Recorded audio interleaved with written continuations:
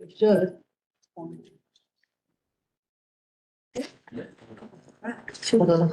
How are you? How are you? You look so fancy. I do, I have like a lot of meetings and events today, so. Okay. Hi. Oh, you look nice. I have to see if they're on. Yeah. It looks nice. Thank you. Oh, my gosh. Oh, okay. You are? Yes, I'm the attorney, Ted All right, hold on, Anastasio. wait a minute. Hi. One sec. Hi, hang on before you start. Okay, hit the recording. We don't have an application in front of us. Hold on. a sec. Oh, Which one are you? We're Thank you. 386 Canal Street. Hold on, you're not first, sir. Just give me a second. Do me a favor, just. have some pictures. oh, like that. All right, welcome. For those of you who are joining us online, this is Community Board One's Executive Committee. It's Thursday, February 15th. We call the meeting to order at 6:07. Thank you so much. We have quorum in the room. We'll be hearing 3 cannabis applications on our agenda today, going over our election and committee reports. The first topic of conversation is 149 Church, Wildfather LLC. We have, is the applicant in the room or in the hallway? No. No. Not having the applicant here, the applicant has filed for extension. We have filed for extension. Their extensions and time limit is up. So tonight, we must vote on this application regardless if they are in the room or not. We have received from a local constituent opposition to the cannabis application at 149. It is this large, well-produced document, and I will recognize the gentleman. Please introduce yourself. Please remember that the lovely white things in the center of the table are both our camera and Yeah. mics. And so please speak loudly so they can pick you up. Sure, happy.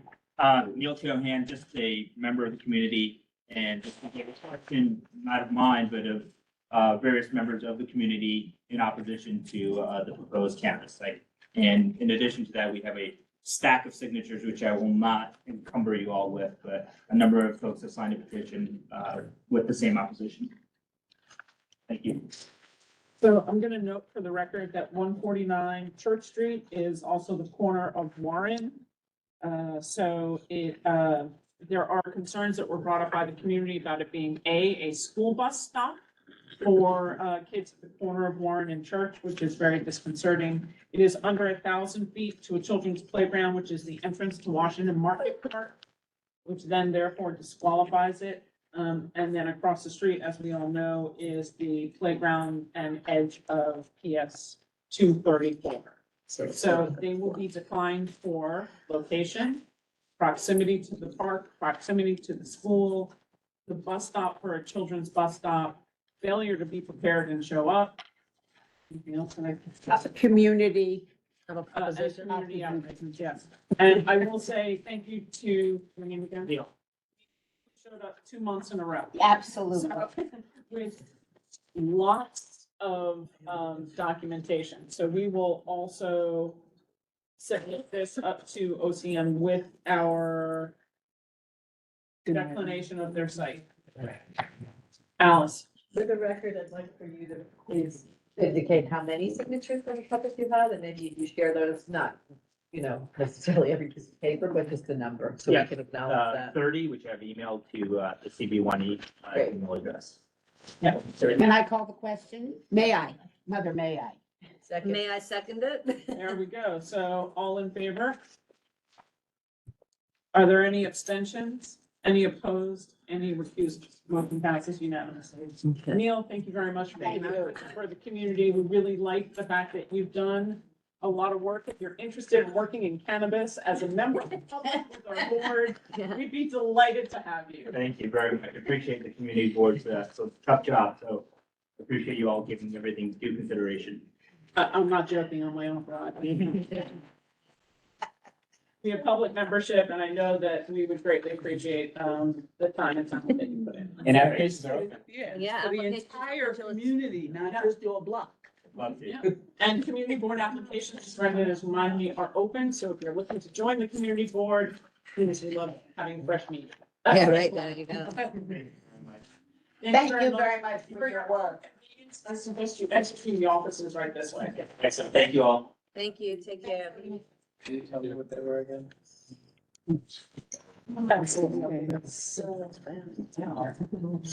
so the next one on is 386 Canal. And I know the gentleman is here, so, Anybody there? You think anybody there is for 386 Canal? gentleman, is there anyone outside who is here for 386 Canal?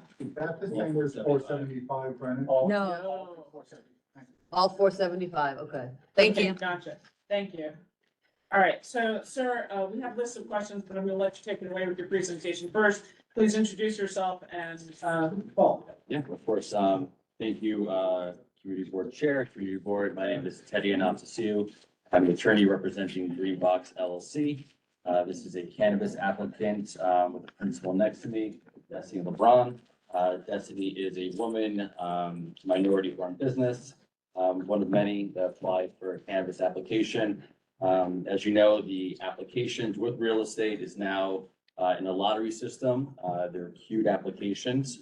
We are here as we want to be part of the community and welcome any questions about our planned proposal for a dispensary. This is previously a site of, I believe, another approval that occurred about last month. Again, we're just looking for the opportunity to be eligible for community board approval in the hopes that the OCM would grant us license. That's a hope.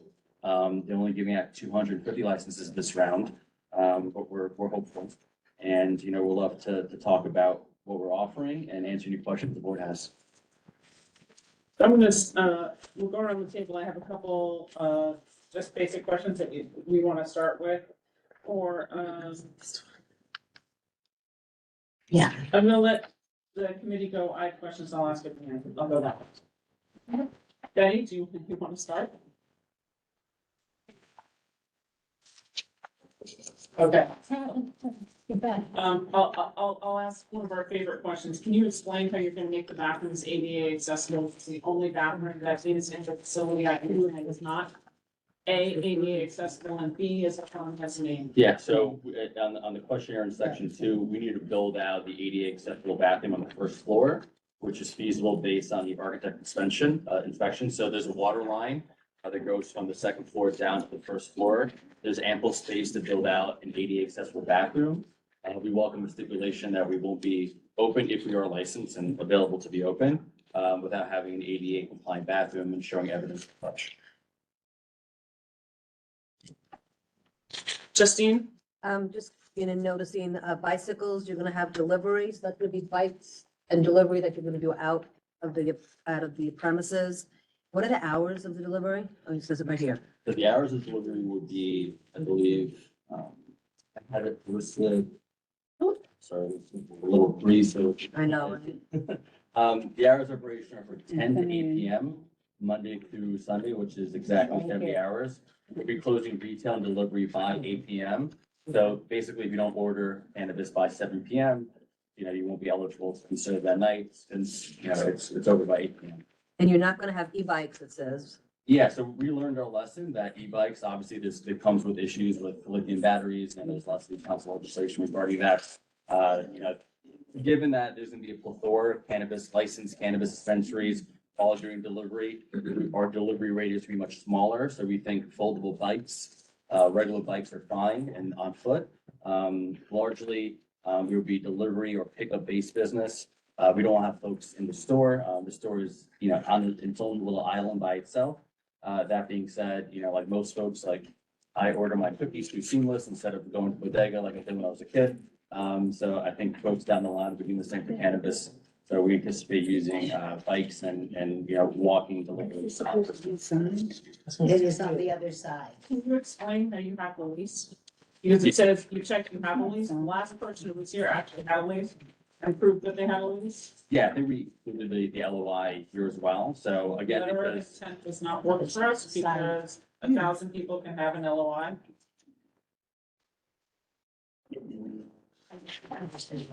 This is for the principal. well, that was the actual same provider, the same landlord. And again, he did a contingent lease. If and when there is licensure, that lease goes hard. He took a non-refundable deposit which a lot of landlords are doing, to ride on the hopes and dreams of some of these How applicants. much do you charge you? Got charged, I think each applicant is $12,000. No, Yeah. I just. no, this is ridiculous. Okay, Isn't it, so, but I'm sorry. all right, hold on, Yeah. I apologize, we need to do, Yeah. we do need to record that, so that's $12,000 that you were charged for Just the location, yeah. just for the location. Yeah. Not a lease, just a. And it's non-refundable. And it's non-refundable. I can give you a list of like over 50 landlords in East Hampton. Oh, we're asking. All across the board. Yes, yes. Don't worry. No, Thank you. Tammy, there's gotta be That's something what, we that's can what, do. that's another conversation, so that's what you have to pay in order to get an LOI. Yeah, Yeah. the bargaining power is strictly in favor of the landlords. They know that to apply with the deadline of November 17th with the real estate location. We're like, pay up, we're not gonna give you like a lease, we're not gonna let you get a space You got here. it. And it really hurt a lot of people. So, Destiny, can you, explain to us, please, if you have any interest in any other cannabis business of any kind in any state? Yeah, no, I don't. It's this one. And do you have any partners of any kind, any percentage? No. So where's your funding coming from? I'm just curious, I just, We have an operator here and this is the operator. Her name is Karen Nash, who's a woman, veteran, LGBTQ owner from Massachusetts and So Vermont. So, she needs to be here in order to have the license. no, she's not the funder. She's like an operator that will, I thought the question is whether or not No, the where, operation. no, No, where no, it's coming from. Where's the money coming Oh, from? where's the money coming from? Yes, And who's operating it? Destiny is not the one operating the business. The person who is here, who is operating the business has to be here. No, she's the principal. She's operating the business, but we have a manager. Because I think having a manager that has experience in the business is helpful. Then, if no one knows what they're doing. in And terms so of is she the cannabis. sole employee of Dream? Graham? No, she's the sole employee of Dream, the sole principal, the sole person on the cap table. Right now, there are no other employees of Dream because they're just an organization without a business. But the operator will help her. So. Will she be yeah. an employee? Will the operator be an employee? Will be an employee and with Dusty overseeing her. We listed on the application just to have experience running cannabis since Jared. no one has any experience running cannabis here in the city legally. Jared? So she's operating or managing two dispensaries in Massachusetts. Actually gonna manage one in New York. She actually lives here and she wants to be working in the city. Destiny lives here and so does Karen. I know, she wanted to be helpful. And she has no direct interest in applying for a license here. Because she Because she can't. It's illegal for her to. Mhm. Oh, I don't know why she leave. The reason why she can is if she's operating businesses in another state, she cannot operate the businesses in New York.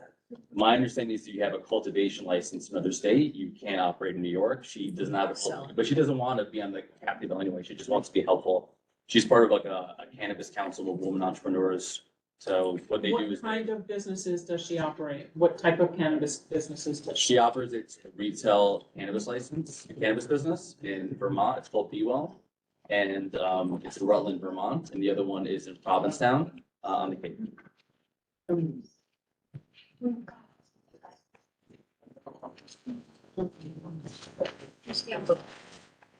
So if I read it correctly, I just want to understand better. So it's, in some ways, it's Karen and her $3 million base. She has the money. Destiny, how are you going to open this? No, we took out the loan from her uncle to use and finance the business. That's what I was asking. Yeah, if Okay. it's even eligible, but I also know the state has now a grant program of $5 million, so they give me no interest loans of the $100,000. Thank you. The space is already built out in of itself, so, and all the manufacturers and cultivators, they're giving out the product on consignment, they're not charging cash on delivery. So effectively, once you just have a store and you have an employee or two employees, you can effectively up and running. The biggest hurdle is getting security, like the security setup, paying the personnel, but all the inventory could be there and then you're in business and then you use that revenue from the business to fund it. That's the hope, this is, a new endeavor for everyone, but, understanding is that's how. Is it works. Destiny applying as a card licensee? No, just as a social and economic, equity applicant for being a minority woman-owned business. What's the lottery number? The lottery number, I think it's like 876. Yeah. Tammy, Go ahead. Where are the signatures from the community? We don't have any signatures for community, we can go door knocking. Our hope is that because it's, located on a commercial area, we're more than gladly to attempt to get petition signatures. I think that's necessary because, I mean, you're sharing a building with businesses, even signatures from them Okay, would be useful. there's a burger shop there, I think. Yeah, there's burger shop, but, I mean, there's stuff across the street. Yeah, Poconos. I'm just saying you've already have an extension, you had to have brought with you the community signatures. It doesn't make a difference if it's a commercial corridor, you go next door, community includes businesses that are there. That's It includes anybody who's around in the neighborhood. It does not include people signing who are from Massachusetts, Midtown, and Brooklyn. You need to get the community support. So you needed to have had that. We cannot give you an extension to come back and bring it because you've already had 60 days. We're at the end. That's understandable, just to be fair, the extension was granted because we weren't on the earlier list in January. And we said for the board's convenience, we're happy to be here in February, not because, we came here before and didn't have the required documents. If it's possible, we can go back and, petition the neighbors and get signatures. I'm sure they'll be okay, in granting, signatures to this business. The full board meeting is in February. Okay, We'll go around and have a discussion. sure. Can I call out the audience though? So you were here last month with another applicant, so I feel like you shouldn't have known all of this, especially since you're representing them. So I am leaning towards not being so lenient, because this process, and then even last month you bragged about you're in this industry. So I think my leniency is not high right now. And especially with there having already been an extension for whatever reason. So I think we really need to button some of this up. Yeah, I think we gotta get, yeah, as this is community board. And we're representative, and we know this is not for your location, but the community is very involved in this community board. No, absolutely. So we're happy to get, or, any type of involvement from the community. Not any type, let's get signatures Yeah, we need to. from the businesses and people that live in that area. and around. Pat, we also need you to give us the articles of incorporation, because you've got Dreambox LLC, High Stone Dispensary, and this other person, Karen. So we need to see the articles of incorporation, please. Okay. We can give the articles of incorporation. Well, it all has to be, well, you'll tell Yep, me. and as for any and all involved.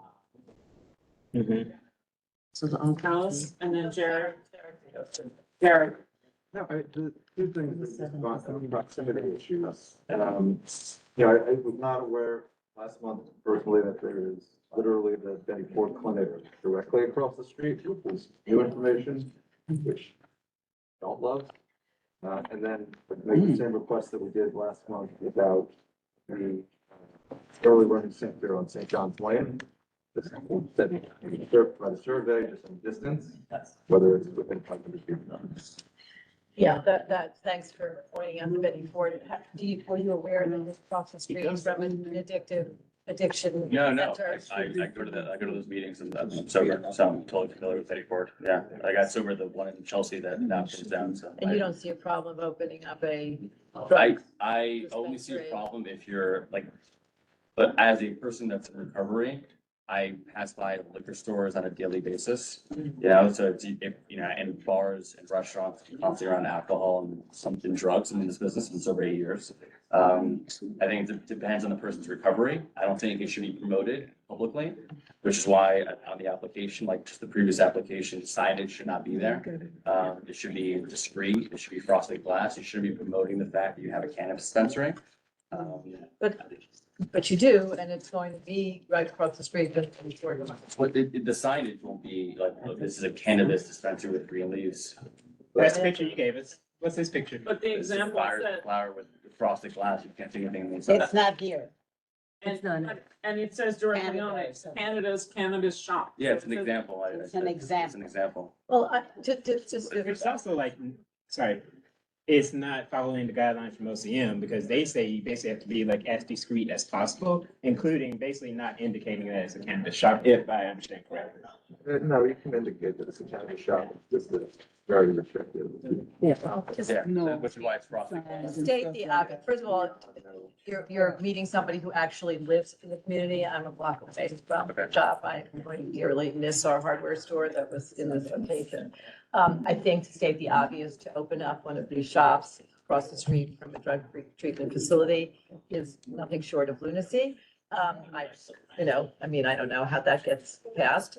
Also, I want to point out that you're very near Tribeca Park. You're within a block and a half of, it's two parks, you're right next to a pedestrian plaza that's right faces the back of your store, which is now used as an alley. Does your store face that alley? No, it faces the canal street. No, I know, but the back of your store, that's the So front. there's no entrance to the back of the store. There's nothing You that can't goes see on, okay, anything. so but you are right, so you're located to two parks, one is Yo-Yo's Plaza, and the other one is Tribeca Park, and I don't know how this filters into it, I'm a little new to this game, but because this is my neighborhood, I certainly wasn't asked about this, but have been made aware of it, and I think these are things that you should be aware of, so two parks and Betty Ford Clinic, the school that Jared's mentioning, these are all reasons to, for the committee to consider as you go forward. And I guess I wasn't aware that we're looking at this competitively, where there might be 4 or 5 applicants for one location. I'm not sure how we judge this. That's, Each on its individual merits because you have no clue when the Well, how- lottery comes. I see, Ted could okay. be here with another 10 applicants for the same This location. is it for us, so. Yeah, well, but you could, And the landlord's collecting 12 grand for every applicant they give an LOI for. So Hear you. this is not actually designed, as far as I'm Okay. concerned, to really support card licensees yes. the way they were supposed to. Right. Not a Let me just finish the other point. The other point I want to raise for the committee is that you are also directly across, so if you've got the cannabis, the Betty Ford Clinic over here, which is next to the cabaret that's across the street. Yeah, Stays which open the- before, Okay, I'm sorry, I gotta quiet down a little bit because I can't hear in here. to the, okay, well, Thank you, okay, Brenda. thank you. So you have 2 parks, a cabaret open till 4 AM. You haven't yet gone around the neighborhood to find out how folks feel. And you have Betty Ford. I think that isn't the greatest location for a cannabis shop. My last question to you is, you identify here that you're going to be open to potential an ADA accessible bathroom in a janitor's closet. I'm an architect and I can tell you that won't, unless that's one very large janitor's closet, that will not be something that could be done. And who would be building that? I mean, is that the developer, the building owner's agreement with you? Is there some No, sort of? the licensee has to do, the tenant has to do all the improvements herself. And we're not, Okay, so- we're not architects. gets This the is not a license. professional And rendering. that's by law, you have to do that. if Yeah. you Yeah. want to run. Okay, so somehow you'll rearrange that. And just to be fair, currently, on the same location, Mhm. the last 3 years exists an illegal cannabis dispensary. Yes. But with no We know. involvement Oh, we're well or care aware. Yeah. about the community. Well aware, yeah. So- Okay. We've reported it several times. Yeah. We've asked the sheriff's office to attempt to be there. It's not lost on us that NYPD parks in front of it either. Yeah, right, yes, yeah. That's right. Let's use the cops. So Yeah. I would give you that extension because we have approved another in that Yes. space. But And I think, wait, she doesn't have all the information. no. He has a chance to give us the information and he has it to get it to us before, at least several days before our meeting. But we approved somebody else with, in this No, that's space. the Betty Ford Clinic. Yes, next yes, door. we did. Okay. Okay, Right, I yeah. want to be very And, clear. and I Okay. will, the Betty Ford Clinic is, been there for a very long time.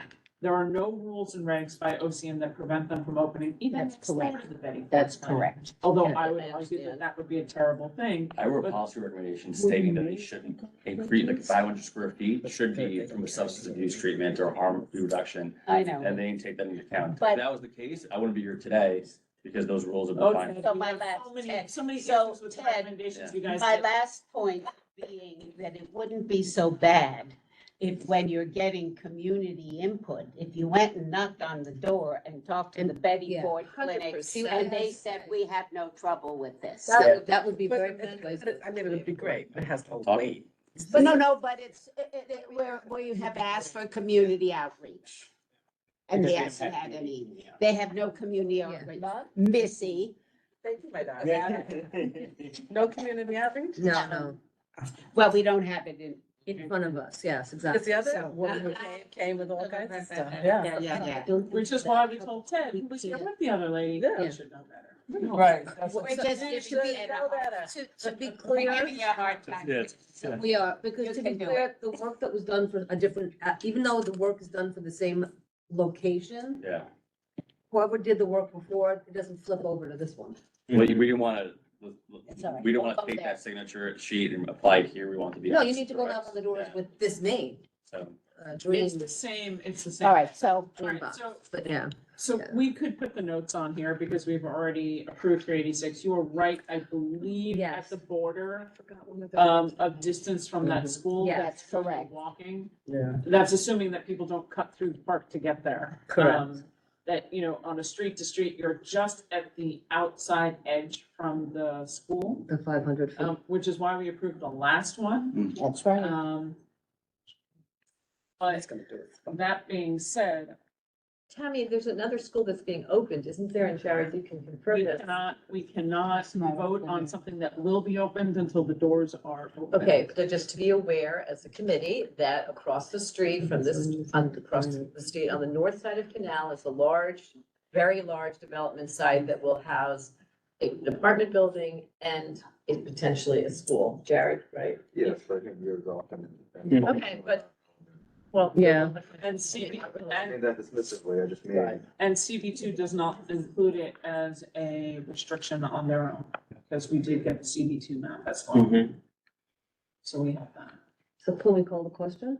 With the, All right, with the so what are we caveats that calling you the have. question to say? So my vote would be to call the question to approve this, subject to getting the signatures submitted to this board before, Full board. well, what day though? You'd like it Monday or you want it the Friday before? The Friday. So the full board meeting is February 27th, Tuesday. So that means the signatures need to be Friday the submitted 23rd. by 5 PM, before 5 PM on Friday, the 23rd.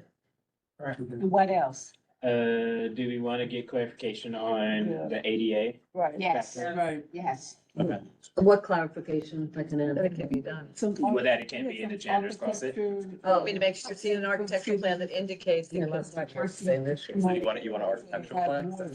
You have a recommendation? I mean, I'm not supportive of this, so I'm only asking for. No, I mean, my So concern- I totally don't think this is the right location, so I will not be I'm voting. not for it. disagreeing with you. Betty? Yeah. Okay, then yes. Somebody Yeah, build out a bathroom and there was plenty of space there to do it. there's plenty of space to do it. Yeah. You gave leeway to somebody else. Exactly the same answer. Yeah. Exactly the Same same. reason. We did it before, and that's why I raised it. And But I did they guess have the janitor's closet before? they just had a plan and they didn't make it She was specific. gonna turn It it was a into a corner, they spa were gonna thing, go so she was doing a lot of, yeah. It's open. They're required. It doesn't matter what it is. So And there's a storage closet on the other Okay. side of the picture, so Justine. it can be built it was asked, it was suggested, and it's an approval with conditions? with Yeah. conditions. The return, the conditions are the ADA accessible bathroom. But that, I'm pushing back on that. Oh. A condition that it must be ADA accessible, but not that they have to submit plans. Correct, fair. but Okay. it's just that they, Yeah. that they have to have an ADA accessible All right, bathroom. 100%. Yes, That is separate from the janitor's closet. And then, And then we I don't don't have that as an Say it issue. if you want, it doesn't matter. concerns about the distance to, I think it's at Terra Park. Park. Right, Tribeca, that's, I think that's, I saw it. isn't that Canal Park? It's called Tribeca Park, I think, and Yeah. behind it is I don't yo-yos. think it's part of it. So, hold on. Where? Where's the other? We're still trying to No. figure that Yo-yo. Some person Look at in that. the neighborhood. Oh, you remember it? Oh, there, from Tribeca Park, gotcha. And Albert Capsuto Park. Right. Oh. And then also yo-yos, which is across from Pseudo. It's a pedestrian plaza, right on the other side of it. Okay. So why So- we talking That's about that? not in this county. It's Is there you know, behind the memorial. Yeah. Day. Yeah. That's not actually not Parkland. Yo-yos, so it's This is a part- pedestrian. Oh, yeah. Okay, so we will put those two in, and so that, Betty? We're trying to clarify, that is have the signatures by next Friday. Correct. It's to have the bathroom plans built out in order to open. Correct. That's the time frame. Correct. Signatures by Friday, bathroom build out prior to opening, Prior to And the opening, same survey. that- prior to licensure, license, yeah, prior to licensure. If we get licensing. right, They get it. They get it. yes. And then did you want something in there about the additional person as part of this, or how do we want to address Wait, that? yeah, you Oh, need to right. send us all the information on the additional. Miss Nash. There media articles here I put in there, like articles. No, I need No. to see articles of incorporation. I I need remember to that, we ensure want that those. she is not in any type of a cannabis business that has anything to do with, cultivation, anything. sure. I mean, we need to see the. Yeah, absolutely. We can attest that to and notarize it. So. And then do we want something about the lease? To match what I think we got last. We will make a comment that this is the second application from the same location, and that we know that it is currently operating as an illegal cannabis store to the knowledge of the landlord, who is currently charging $12,000 Absolutely. per applicant, Yeah. which we think is unfair. That's the call question. I can. Oh, I, who yeah, I wants to did call second the it? question. Oh, I did call it, so. I can't second it. Oh, Who you wants to can't second me? I don't think so. Why not? It was. I called it. Okay. It's Just just- second. I second it. All right, so all in favor?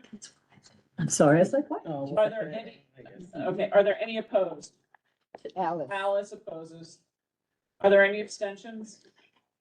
Are there any recusals? Thank you very much. Thank you so much. So if we Appreciate it. come back for the next applicant for the Be same. prepared. I got some good things for you guys, not application based. I'm gonna come back, talk to you personally. I'm gonna make all your troubles with cannabis. So go I away. need you to got it. reach out to them for a Take phone care. call on guidelines. and Reminds me of my nephew. You'll talk to. Yes, yeah, Yeah. thank you so much. No, you're welcome. Thank you. Doesn't fucking matter. Thank you. Talk to the state. Good luck, all right? It does matter.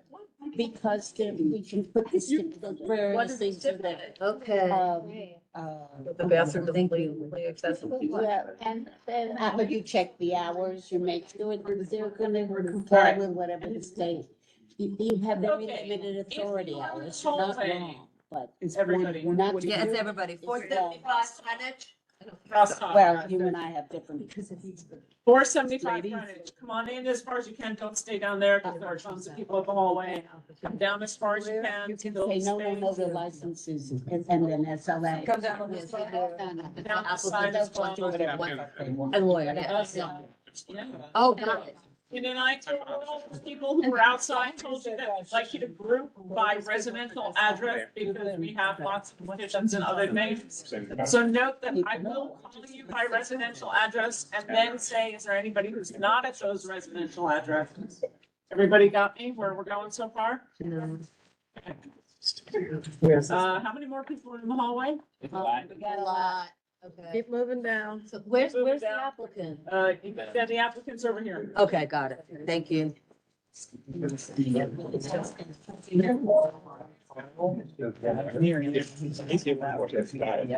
on in.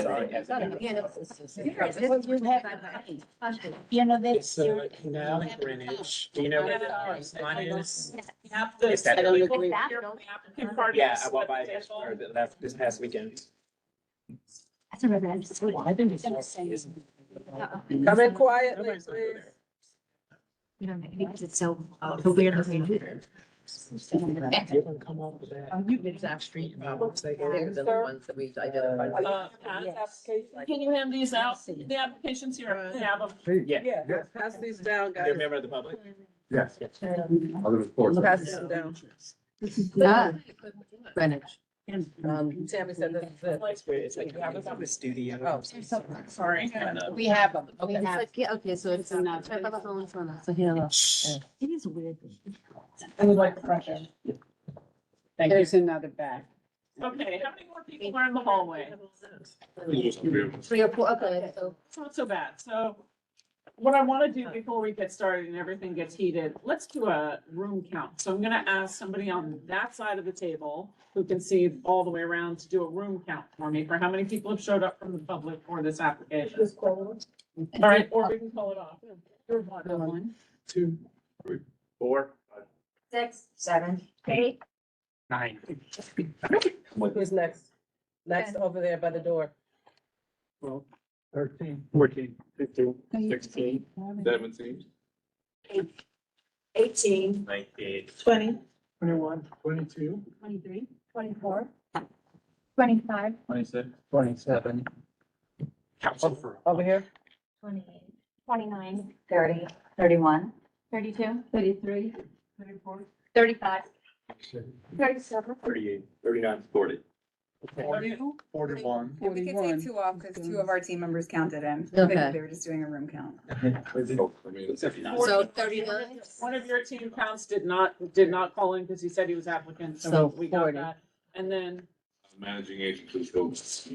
oh, yeah, you need to stay right there. You can. Anybody online? That's Is 40. anybody online? 40.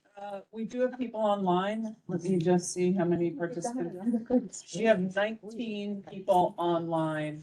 If you are here specifically for this application, do me a favor and just raise your hand and our district manager will count up. The reason, online hands. The reason why I want to say that, simply because I'd like to also recognize before we get started, so the applicant knows what we have, over 570 signatures. 671. I have over, as of 5 o'clock today, 570 Yeah, I signatures. present all 671. In opposition to the location of It's this not funny. application. But, yeah. So we will discuss the merits of the application, the location of the application, which is why I'm very glad. Are you the landlord who's here, the commercial landlord? Or are you the real estate agent? I am the property manager for the building. The residential building. For the The residential residential building. building. Full building, yes. The whole building. The commercial and the residential. Fantastic. We also got a lovely notes from the condo board for a draft and several other individual and independent emails from outside the building. So just for true transparency and clarity to let everybody know that on where we're going. Between which 2 streets is 475? It's on what? It's Greenwich and Canal. Granite and what? Canal. And Spruce? No. Just pass a couple of these down just because I like to know what. And Watts. Greenwich and Watts and Canal. I think 4 or 5 of you, so we'll just pass these down. Share, one for the official record and someone. For the office representative. Okay, At least that's Mr. 2. Ramos, Yes. welcome to Manhattan Community Board 1 for 475 Greenwich. We have lots of questions for you. I'm gonna let you start first. Please include the information that I emailed and asked that was missing from the application. And introduce all of the people who are here for the applicant's team. Okay, well, Chelsea. Speak loud for this, okay? So, hello, everyone. Thank you so much for your time this evening. My name is Chelsea Butner. I am speaking on behalf of iBudget New York for our proposed dispensary at 475 Greenwich. My husband, Mario Ramos, is a New York card license awardee. Mario is a cannabis advocate and pioneer. He's a native New Yorker. All his schooling has been here. He's attending Parsons University. After that, he served 16 years in the military, both the Navy and as a recon Marine. After that, he got his start with High Times Magazine. He's worked with them for over 23 years. And he's also started a non-plant touching business in 2008, which is the iBudU brand. It's a housewares collection of cannabis-inspired photography from his cultivation site that he had in California. We're very excited to be here today, and we do not take this opportunity to serve the Tribeca community lightly. I know that there was some confusion regarding the LOI that we submitted. If anyone is aware of the card license. It's not confusion. You Okay. do not have an LOI for iBud New York. Well, so 7F's Tribeca Who's the Elixirs. gentleman who's here from the applicant Yes, team? so we have John Baker, who will be our general manager for the dispensary. We have Alberto. I can explain Yeah. the Tribeca Elixirs. So that's a DBA for a corporation called Personal Stash, which is We need- vehicle that will- No, I'm telling you, the application that we got for 475 is from iBud New York, which was originally from 3M. So we have 0 incorporation documents and 0 documents that tell us who you are, although you are the leaseholder according to the landlord. Yeah, it's not me, I'm just saying the entity. Yeah. Is the lease- We need to see the articles of incorporation. We need to see what's going on. Yeah, so I just, if I may just. Verbally does nothing for me. I Yeah, need no, to no, see I'm it just trying to say physically in that writing. that is the vehicle that, so the funding has not been secured for that project. That we have, they can explain what's the latest on the funding, but that entity is the one that will receive the funding and be the manager of that location. When the initial LOI was put into place, there was an injunction on the card program, and we were not able to move forward with that license. Per So the who OCM, we who has card reapplied. license 881? That would be Mario. And Yeah, Mario, now what, that injunction has what been lifted. name is that under? Is I that, budge you New York. and what percentage of ownership of that license are you? 100% right now. You have 0 partners. Right now, we have 0 partners. What do you mean right now? Well, no, we've secured the funding with all part No, no. capital. Because, well, once we get the funding, we have to submit what, the percentage rate. And with the way the OCM has it, I can't have less than 51%. So right now, that hasn't been negotiated. So why are you coming to us for a license Right. if you are planning to change the business and change the articles and we have no information of the partners who actually are going to be the leaseholders? So we have funding in place that is going to essentially be a loan from Altmore Capital. I actually had requested an extension for this meeting because of that, but we found out today that the funding is now in place. So Mario still will retain 100% of the business, and we have a member of our team who's going to be doing the management service agreement. He opened Housing Works, which was the first dispensary in the state, and he's going to be coming in to help us open and operate, but he will not be taking any equity. If he is going to be your manager, then he needs to be here. For the people who actually have the lease? Yeah, we our need- manager is here, but that's the MSA management service agreement. It's not, he's not going to be running day-to-day operations physically there. He's And just going neither is back Mr. in. Ramos. Yes, Mario will be, and he will be present in the day-to-day operations. So who owns Greenhouse Stores Limited Liability? And who owns Where would Story that be? Holdings LLC? That's not on anything we submitted. Mr. Wu's name is on both of those. Oh, that's Joey. What Joey's- was the name of the entity? Greenhouse Stories Limited Liability Company in California and Story Holdings LLC. Both are on as, under Mr. Wu's name, who is listed as the managing director on the lease for the property that you're looking at. Oh, I see. He, when we submitted the application in November, was to be the general manager of that entity that is prepared to receive the funding. That funding has not been secured. So This is different funding you have secured? So yes, it's different than the funding we secured. So at the time this LOI was put in place, it was because we had to reapply. The card program was null and void at that time, and we were not able to move forward with the license we are now moving forward with. Which is why, when I was communicating with Ms. Wondai, she was confused on that because we showed up 3 times in the current queue. The applicant who was here before us, she's waiting in that lottery. We're no longer in that lottery. We already had a license since August 7th. So, but we So were unable to move forward with that license because there was an injunction, a lawsuit on the card program. That's long gone. Yeah, exactly. So that's why, Why don't I have proper paperwork in February?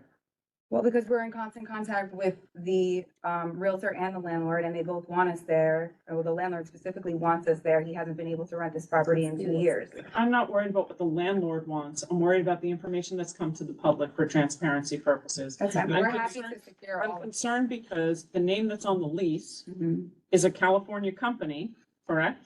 no, No, ma'am, Mr. New Wu York. is out of California, The, correct? the company, Personal Stash is a New York company. What company name? So again, that they're working on just got That's the one a that's all over. verbal commitment today, on this day. In November, that funding was on And, deck. and where's any of the potential paperwork that I can see, that I can share with the board, that we can vote on? I see I see a lease from the landlord that's made out to a California company. It's made out to a New York company. Apparently you found that Mr. Wu has interest in California companies. That has nothing to do with the LOI. Was New But York- Mr. Wu's name is on the lease. Mr. Wu's name, it was just an LOI, and Mr. Wu did not sign that lease or that LOI. I don't believe. Who submitted it?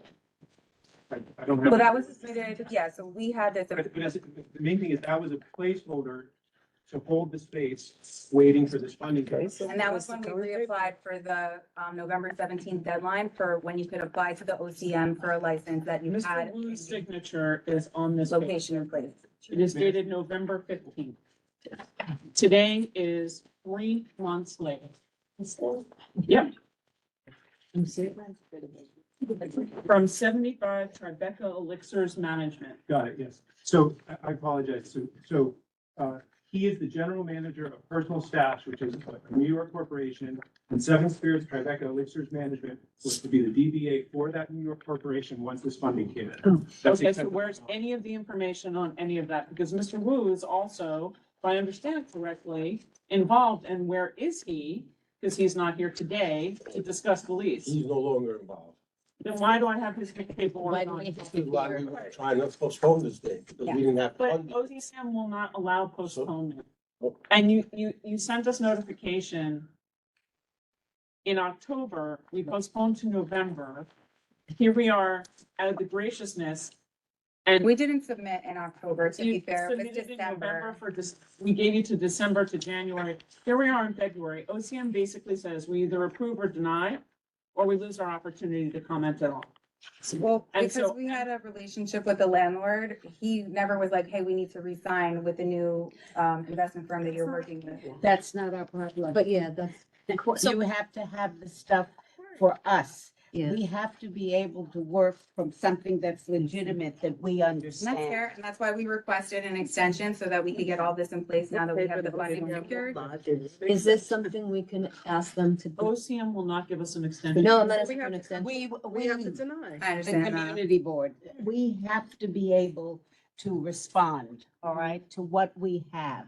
We can't, if we don't, we lose any authority we have, Yeah, and and- we have very little as it is. We understand, and the OCM is very difficult to work with. They have a lot of things going on. We're We- well aware. we We've tried know, we contacting know. them regarding the same matter. I They know. know that we have submitted for this Chelsea, location. I appreciate that, but you've not submitted anything to us that shows us that you have done any of that work.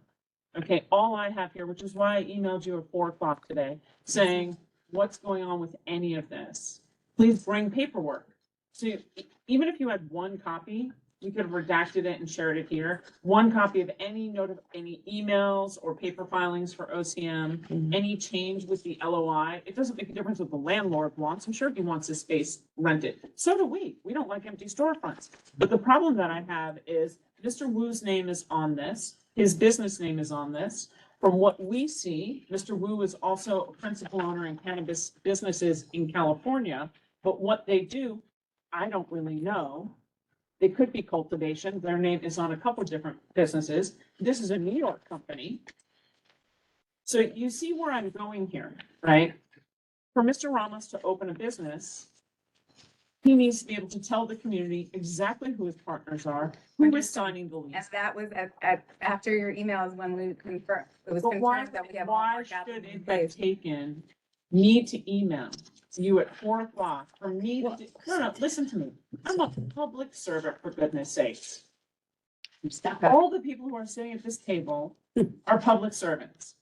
So for us to have to do the research to find out that you're coming to us saying, oh, no, we know we filed paperwork with you 3 months ago, but that's not our business partner. We've got a new one. That's not our financing. We've got new ones. That's not the license name that we're going with. We filed under 3M. We rescinded under 3M. It's iBud for you. Yes, he's got a great social media presence. I see that. Congratulations. It's a nice site. However, the paperwork that you filed and all the things that we need to be able to make a decision, because whether or not the community had showed up the way they have, we would still be asking you these questions. We ask everyone, as you saw from the other two applications. We have to have everything. Understood, and we wouldn't sign the lease without submitting that to you, and we couldn't So you unfortunately have understand signed that with we- Altmore Capital as we wouldn't have been able to sign without them as the But you partner. notified OCM that you did a name change. Where's that paperwork proof for us? We can't submit that to you until we complete the post-election application, which you can't complete that until you sign the lease. And we couldn't sign the lease without taking all these other steps You can't first. sign the lease with a company that you're not And using. we can sign the lease next week, once we finalize all of our stuff with the capital and, But we and then can't we'd give be it ready to to you. go. I understand if we came here with the best that we could, with what we had. I understand you can't do the extension. We weren't aware of that, which is why I requested We it. also And they can't- said to still come and present. Even if we extended, you would have to have changed everything on your application, basically. What other than the LOI? I don't understand. Everything else is the same. Where's the articles of incorporation for both your company Mr. Wu. and Mr. Wu, or Well, that whoever would be is null the and leaseor? void. But we have the articles of incorporation for iBudget. It Where? almost seems to me I like don't have Mr. that here, and I Ramos didn't see that. is the PR front for another company that would be operating. And that's No, completely that's not true. But that is what it appears because of the information that we have. You know those, you've been getting a lot of applications from a lot of Yep. people. You see how much we have to juggle. I'm asking a lot of people for funding, I'm asking a lot of different We people. I understand. went to, Mr. Wu, they said they were gonna back us up with the funding. That didn't go through because it was too much time of them waiting. They were scared of OCM, they scared them away. Can't do anything. They didn't know what me going with the seed or me going with the card application. I told them I'm gonna stay with the card application. So that was scary for me. And this is my company. And now I went with Housing Works, the gentleman from Housing Works, they approached me and said, hey, we'd like to work with you. You have a Yeah. location. A gentleman from Housing Works Housing Works has already filed and been approved for a location. in Yes, that's community Darren. development. He's the one who. Yeah, he's not the owner, he did the LSA. Yeah, exactly. He's the one managing it and was gonna get us our funding, which today, they called us up today and said, hey, we have a term sheet for you. Do you have a letter from him that says They anything? told me next week they were gonna have a term sheet, and that's why we And told. did you tell him you were coming to the community? Yes, I did. I told them everything. He knows the rules better than you do, And- and I'm and- just and you know, telling you. And that's exactly where I'm at. I'm right in the middle of everything. So- And we're here We, because we will, I wanted to respect the community board and come here and find out what's Create an going open on. dialogue. yeah. Believe me, we're trying to get answers. let me ask, have you looked at other locations? Yes. I was at 89 Walker Street, which I loved. I really wanted it to be there. This was my second choice. And why did you not pursue 89 Walker? The people who have it, they don't want to give it to us until June. They have to move things out. They have this, that means a big build out. Okay, it's not like you're moving ahead quite so fast anyway at this rate. The way they said it was like, it could be June. They didn't have caves or. Do you know when the lawsuit ended? Yes, I was there at the court. In When? December. Yes. We're in February. Yeah, it took me a lot for my paperwork to come to. I was waiting. I mean, changed it. Waiting on answers for the OCM, we've waited months. I have email correspondence of showing like we were looking for guidance on a lot of things. And we didn't even know if they were still like reviewing card people because they were releasing all of these new licenses. They have a backlog that they're not even able to keep up with, unfortunately. So they're not answering anybody until they complete their post-election application, and they're not doing any So site visits until you complete. we have our concerns about the Mhm. business and everything else. I'm gonna let the community go. I'm gonna ask the people from the building that you're looking to be in first to speak, so you can hear beyond our concerns from the business. There are, if the location is a viable location for OCM, it's a viable location for OCM. However, for the 631 people who are signing against you, I find it a tough sell that you'd want to open in a location that you may not get the warmest welcome from. Yeah, I definitely don't want to be in a place I'm not welcome at. Yeah. I was born and raised in New York City, so I know. Yeah, I You know, mean, there's 30,000 people in Tribeca, not only 600. So I know the city well too. And maybe they're just not educated. They just don't know. And that's what I've been, like I said, I worked for Hot Tops be for a long careful, time. careful about who's So- calling. No, No, it's not. Uneducated. So they're already not calling me, educated they're about here, right? cannabis. So I'm here to answer all your questions. I want to be here. I want to be somewhere in New York. They're not I want to 30,000 give you the people. best I can I'm bring to gonna have you. the condo board of the And building go please, first. Yes, because they we were we, first. here to have an open dialogue. Yeah. So who wants to speak for the condo I'll board? speak first. And how many people are here from that condo board? Hands up. From the building. How many people live in that building? Okay. So the board, the gentleman who brought all the lovely stuff is gonna speak. Yes, please. Go. Good evening. Thank you to the executive committee, CB1, my fellow community members for showing up and allowing me to speak. My name is Ben Gottesman. I'm a resident of 475 Greenwich Street and a member of our board of managers. But most importantly, I'm a husband and a father of an 18-month-old son. My wife Melissa and I chose 475 Greenwich to raise our children because of its location, a quiet residential block in a nearly entirely residential Upper West Tribeca.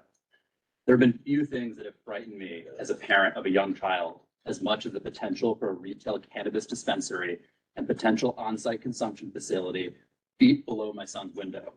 How will I be able to protect his health and well-being, or that of my wife or myself? There is no safe level of exposure to secondhand smoke, which is proven to cause serious health problems, especially in children. From a safety and quality of life perspective, are we to be assaulted constantly by marijuana smoke in and around our building? Or given the entrance to the proposed dispensary being only feet from our residential front door, was to stop potential under the influence patrons and others from entering our building? What about the two parks less than 500 feet from the building where our children play, Canal Park and Freeman Plaza? Are we and our children to be subject to the constant marijuana smoke and danger from that smoke from patrons who wish to enjoy the product in the parks after purchasing? What about the sober living homes for men directly across the street from our building? Are they to be forced to live directly across the street from our narcotics store? Moreover, we are also subject to immeasurable traffic and congestion directly across the street from the entrance to the Holland Tunnel. Opening the cannabis dispensary in our building will almost certainly result in additional traffic, illegal parking, accidents, and substantially increase the risk of harm to my family and others in the neighborhood, on top of worsening our quality of life substantially. It is no coincidence that there is an interest in opening a cannabis dispensary directly at the mouth of the Holland Tunnel in an entirely glass building to attract commuters, among other interstate travelers. It is simply not an appropriate location for a dispensary. When you add the public safety concerns and general influx of criminal elements into the neighborhood that often come with the opening of a cannabis dispensary, as well as the additional risk of armed robbery due to the cash nature of the business, noise, littering, loitering, property damage, threats, harassment, other violent crimes, and other issues stemming from both the cannabis dispensary and the proposed dispensary's desire to throw live events with music, it makes the situation untenable. Finally, the residents in the building, myself included, are families whose home makes up a substantial, if not the entirety, portion of their assets. I'm incredibly concerned about the diminution or reduction in property values that will almost certainly be caused by the increased potentially violent activity, criminal activity in our building and the neighborhoods. I want to end with a plea to the executive committee and broader CB1. Please oppose the license of iBudU at 475 Greenwich Street. Thank you. Are we allowed to address anything or? Let's let them all go because I Okay. have a feeling there'll be quite a few that sound very similar. And that's fine. And I just do want to address one thing, that there was a change and it's on page 10, I believe. We took the lounge out. After there was concern over our hours, we changed the hours and we removed the on-site consumption. So that's gone. Also, this is just problematic. There's been no history of any incidents of robbery, theft, or anything like that from any of the licensed dispensaries that are currently open. First of all, there are no licensed dispensaries. Zero. There's not one that has opened in huge portion. Okay, I And just we are meant. rampant with crime on the illegal ones. So that's Yeah. not really a great argument to Right. have. Well, I just meant the licensed dispensaries in Manhattan. Again, how many do we have licensed right now? Maybe two. Yeah, we have more than two. We have I think many? there are two. So it's In three. Manhattan, there's, No, I think there are more. Like 6 to 9. yeah, there's six I could think of. Six. But yeah, it's. We don't know. On a comparison scale, it's not a great place. Right. Well, It's like saying there's no trouble at this hotel. I know, it's There's just no- hard to compare to an unlicensed dispensary because, you know. Yep. Okay. That building has gone. What is the next closest building? From the people who are in the room? Can we continue with the other board members? Nope. The gentleman behind you raised his hand and asked to be recognized from 477. Well, are you letting 475? I am not. 475 gave a very impassioned plea thus far. I am gonna ask for the building manager who represents both to speak from the management perspective, if he has an official statement, but that's that gentleman who manages. Yes. And May then I I'm gonna please go to, speak? Actually, I'm a resident of the building and there's some issues here that Which we have building? not been able to address. I will Like ask you to the wait. back- I would okay, like to give perfect. the other buildings an opportunity to speak before we come back to you. Are we doing a 2-minute time limit? We're gonna, thank you. Tell the rest, Jack. Your name, sir? Ali Al-Galoo. Hello, Ali. I'm sorry. We need you now a little louder, please. Yeah, I got you. Please. I am the controller and the property manager for the building as a whole. I have two concerns outside of the residential board's concerns are, which I also share. The first concern is that this is the third year the building has gone into almost not getting coverage from an insurance carrier in the state of New York. We have gotten very difficult pushbacks. We've seen in the last 3 years, 42% increase in premium just to get coverage for the same bear coverage we've had. We're flood zone A. yeah. for 5 years. That has nothing to do with this. Okay. I And have already reviewed our term sheet because the moment I mentioned to our insurance carrier, let alone our broker, that there is a possibility that a dispensary is going to open based off the current policy agreement, the policy coverage would be canceled immediately. I believe it. No, but why? If it's a Why? I did commercial go- space. it doesn't make a difference. It's why. a big difference. Okay, so, and then stop. Keep going. Makes a difference. Thank what you. it is. I have already approached different brokers on seeing a policy change if that is to happen. We would see a doubling in what coverage is fair needed to cover the risk associated with the dispensary. And the building as a whole would be looking at a 54% increase in policy from what they're currently paying, roughly equaling a 38% increase in common charges to the building as a whole. Can you send me that in writing, please, so I can add that to the documentation? I sent a little bit in the Google form, but I can email you directly. I That's do. it. That would be lovely. We'll have you email it directly to Zach and myself. The second concern that the building has from an. Just to note, you're at 2 minutes. Oh, I'm No, that's fine. I'm giving him another minute. Go ahead. the second part is that their HVAC system is not able. Oh, sorry, Go ahead. No, keep No. their HVAC system is not able to filter out just the sitting smell of the marijuana. Even if it's in containers, it leaks. You're showing it to different consumers and different patrons who come into your store. The HVAC system can't handle it. It's going to go into as many residential units because it's one HVAC system. All the vents are connected to one another. Fucking So right. even if the commercial owner of that space wanted to indulge in this, they just asked us for an increase for the residential board to pay them to do other structural needs that their unit needs. So that's already out of the question that they can handle the increased cost of putting in a separate HVAC system. How does the nail salon's HVAC system work? Isn't that in the building too? They have their own separate. They so do, and they put They their do. own, okay. And The nail salon started out as a tenant to the same owner. And after a couple of years, the owner of both commercial spaces sold it to the nail salon. So the nail salon from there has always been very respectful and have put in, I can't even tell you, hundreds of thousands of dollars of renovations just to their space. Even if it's a common element that's shared with the residential side, they have paid it themselves. Building can't afford it, we need to do an assessment, they'll pay for it. On their own, they haven't even asked for a charge. Great. And have you had a dialogue with the current commercial operator who's looking to rent to iBud and iBud U New York? I have spoken to the representative of the commercial space. Are- Their response, I quote, "We wouldn't want to open a dispensary if we weren't forced to, because we can't rent the space. However, they need an approval from the community board to get a lease from us. Thirdly, if the residential board is willing to financially cover a restaurant or a coffee shop, commercial kitchen, I will cancel the lease as it's progress as of now. That's the owner of the space. So this is a condo with the owner never gave up the retail space. I just want to understand that. Am I correct? Yes. Fine, thank you.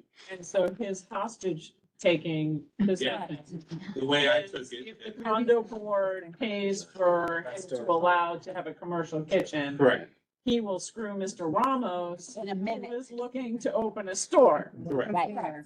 And I was- Mr. Ramos and Chelsea. I would not want to raise any insurance for anybody. Yeah. I'm a property owner myself. I would not, that's I not, would suggest. that's not how I was coming for. Yeah. I will. I'm saying- This is a bad. Yeah. But the owner of the commercial space has kept me very far away. Keep me from in the line, proposed tenant. Francis. Very far. I didn't even know anything until I saw the notice go up by community board So if they. where I I better say informed the they don't board want it, we can stop this. and then reached out to the commercial space. Yeah, we have enough. And asked She's got what enough. the status was. Yep. Unfortunately, the bylaws allow the commercial board to rent their space to whomever they'd like. Yeah. Without any interjection from the residential side. With two exceptions, which are adult entertainment as defined by law, meaning strip clubs is, we've come to our, there's probably a better way to say that. Don't worry, we're good. And, and restaurants and liquor licenses. Which is why they said if the board would waive their food restriction. We have no restrictions. It's not a. Not on their board, their board. When the building was approved, there's media that says Community Board One approved it on condition that it would not house a bar or a restaurant. Could you do me a favor and send that to us? I'll send you that media. Because that should be immaterial to the discussion for, Mr. Ramos. Yeah. it is patently unfair for the commercial operator to hold Mr. Ramos hostage and use him as a negotiating pin That's with ridiculous. the residential condo board, which is exactly what this sounds like. Unfortunately, here's a guy looking to open a business and become a member of the community, trying everything you can. Sir, I would suggest this is not the location. Yeah. I'm glad you're here. You told me that. That's why we came here. We wanted to be as transparent as we could, and This is pretty bad. I wanted to be valued, not to hurt anybody. So, Mr. Ramos, let me ask you a final question, based on what the gentleman is telling us and what he's now testified. Have they charged you a fee or a LOI? We tried to right now for any more paperwork, but no, they haven't. Oh, good for you. So here's, get out while the getting's good. Yeah, You were in the room, I believe, for the last applicant that you heard. yes. So you understand what other, This is the first time I've been in front of the community board, Okay. and I heard that. but you hear that, so I think you should understand that if he wasn't charging you and the other landlords are charging for LOIs, that tells you that perhaps, Yes, yeah, yes. so, No. yeah, And I didn't want to waste anybody's time here. I was happy to, Thank answer you. any questions. No, and I'm sorry for the gentleman at 477, but I think if I necessary. correctly, based on the building manager who manages both the commercial and residential for that building, and from what the gentleman over here was saying, you'll send us that documentation, does the executive committee have a motion they'd like to make? I'm so moved. Second. Do you want to withdraw for this? Yeah, why don't you particular withdraw? Why don't you That withdraw? That way you will be penalized, yeah. Do me a Thank favor, you. send, Thank you. send us a I note, learned a lot. yeah, Mr. Ramos, Yes. Chelsea, please send us a note officially, and your business partner over here, Mr. Baker, right? Please send us a note with your official withdrawal for this location. Okay. When you come back with another location and see it Yes. done, please have everything. I will, believe me, we will. Okay, so the motion has been made, he's going to withdraw, we are going to do a resolution with denying unless we receive the withdrawal, You know, we'll right? we'll have that tomorrow morning. Okay, That That's was, fine. that was first and that was seconded. yes. All in favor? Is there any in opposition? Are there any abstentions? Recusals? Motion passes unanimously. Okay. Thank you to the community. Thank you. I'm very big now. There was a lot, there was a lot of things in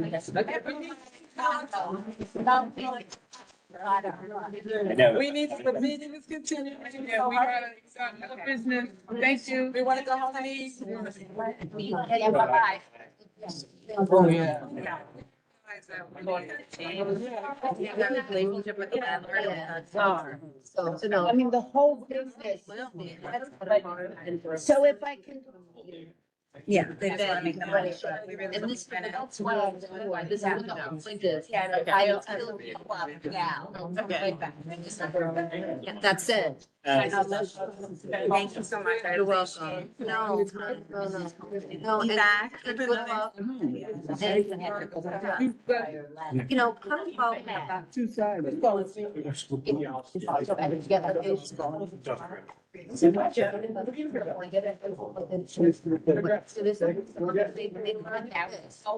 the top place is you want to start.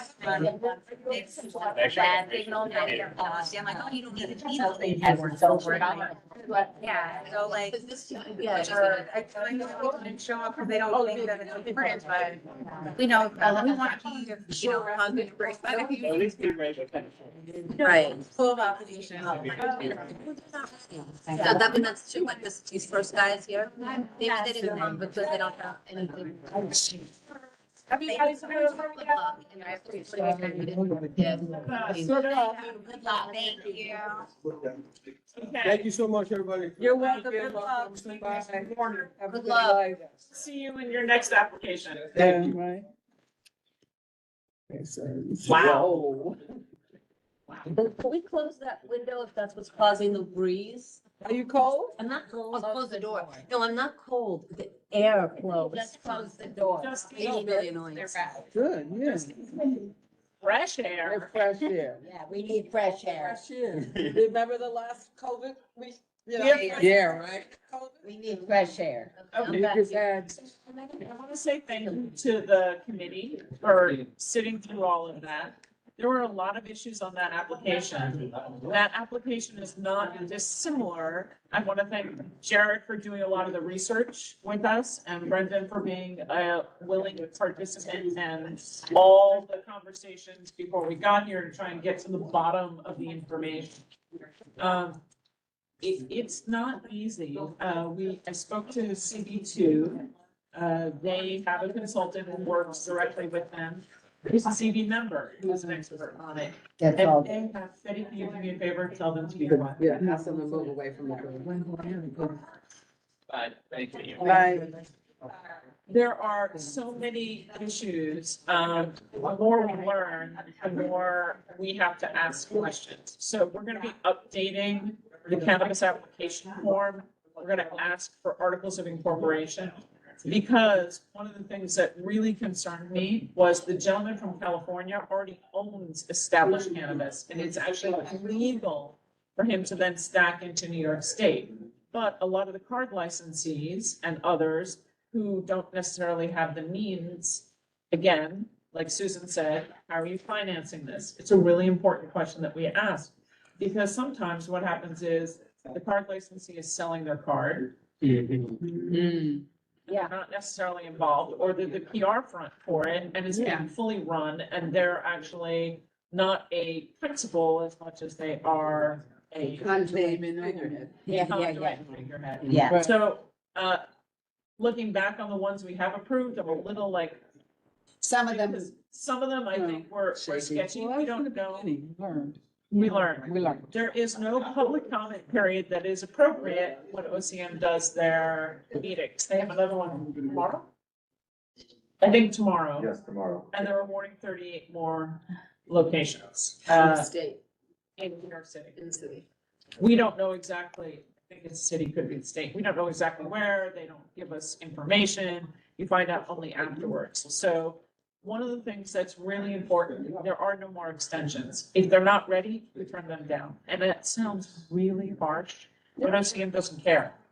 And we are stuck and bound by what they're doing. Susan, and then Brendan, and then Justine. I would love us to make a map so that we have with little stick pins or something of all the legal ones in our community. And as they come in, we get more that we're informed where Wait they for are. it. Wait for it. It's, What? wait for it, we have it. It's coming. Can I'm something Thank that, you. I know I'm new to this game because I've missed a few of these meetings. I apologize, but I'm a little, You're out of order. oh. Brendan. It's just- Oh, I'm sorry. I didn't tell, I thought Brendan finished and said, look up on the screen. No, I'm sorry. Oh, That was sorry, Susan sorry. who asked about the map. All right, well, Where whenever is the I'm map? pointed We here. have also included, based on dialogues with, Put up there. yeah, we are. Okay, you see that? What are the brown things? Oh, fabulous. Okay, The brown? so No. the brown things are churches and schools. Oh. All right, the buses. I see the weed. The weed symbols are CB2's notations of where they've already approved. Oh, so we, Because when you're looking for 1,000 feet, Yeah. we need to think of across Canal Street. All right, so, and the green triangle dots are the ones that we have approved. So it's important that we take a look at that. We put everything on the map. You've got schools, you've got what's approved by CB1 already. but just because it's approved doesn't mean they're gonna get their license.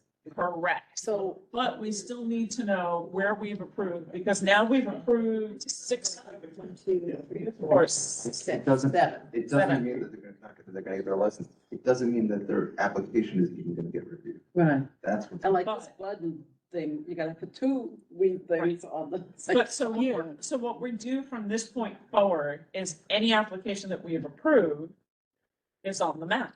And any application who applies for the same location, we tell them, we have already approved another one at this location, so we know. And then anybody else who comes will also be able to know what else we have approved, because let's just say 386 Canal does not get chosen, but pick an address a little bit east of there does come through and get chosen. Then 386 Canal will not become a viable location. Will not. Because it's within 1,000 feet. And the same thing happens with any store that's been approved just north of Canal Street. It's 1,000-foot rule. So we're trying, now that we've approved a couple, we're trying to have a bigger, Space. Yeah. Can I suggest a Brendan, and then Justine and Alice. You get the last word. I had a clarification question, probably for Jerry. But what my fear has been with the card holders, Yeah. that like if we don't approve, then like they're still gonna get it because they kind of have a license. Is that right? So like we probably had to just mostly approve with stipulations, right? With the card holder. Correct. Which is why specifically for this gentleman, we wanted him to rescind and withdraw and understand what was going on, lay out our concerns to start with, which he could have probably overcome all of them with paperwork. But he can't overcome the problems that they have in that building. Right, and so for those who haven't been here, just for edification, we probably, if it had all worked, would have approved it. I want everybody to understand that. Yeah.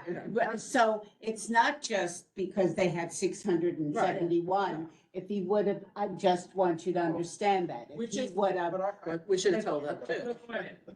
However, yes, we would have added, ever, yes. we might have turned them down. The board could have felt it and said, listen, I understand all you, we're turning you down.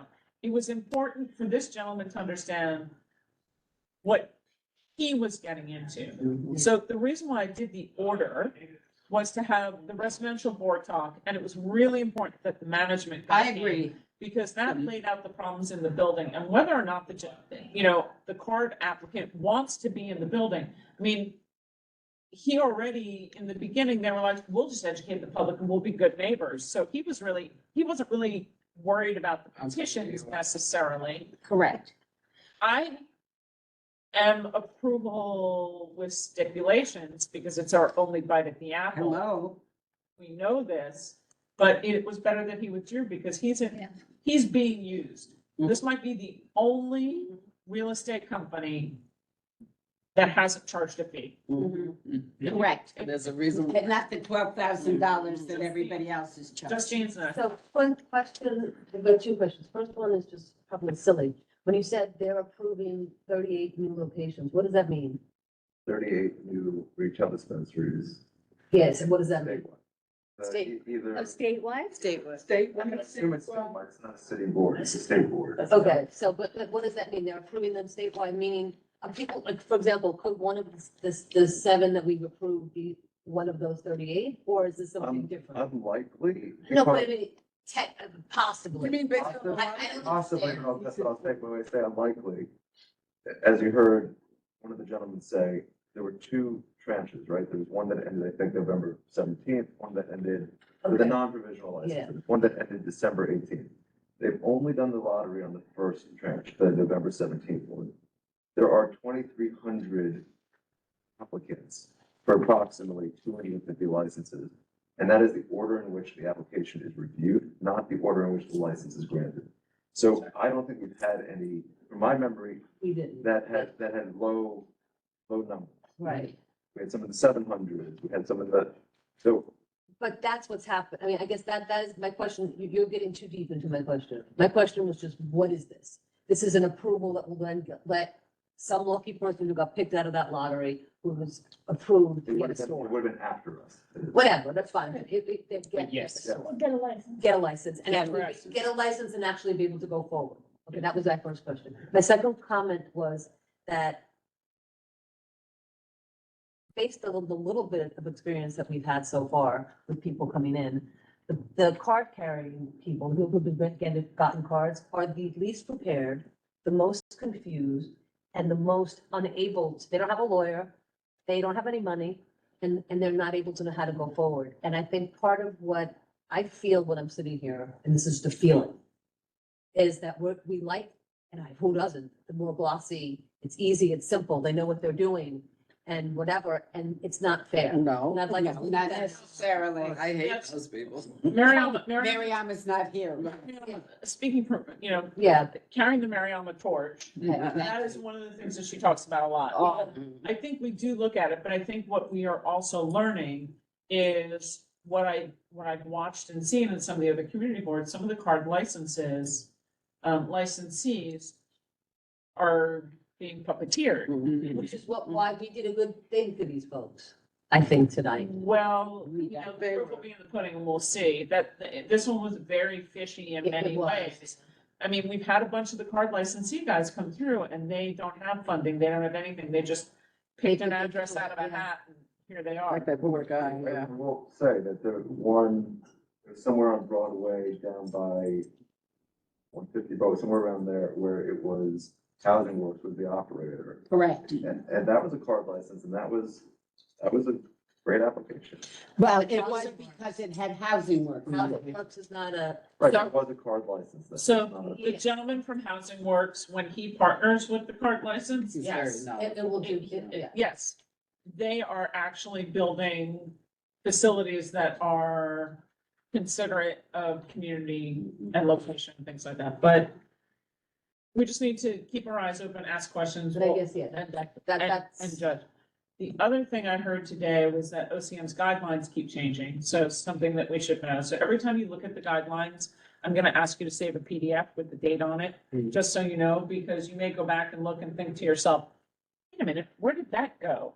And I'm telling this specifically to the 2 gentlemen who are primary helping, because I understand there was an update that went out this week that nobody has seen. Internet Archive, Internet Archive, yeah, it's your best friend. exactly.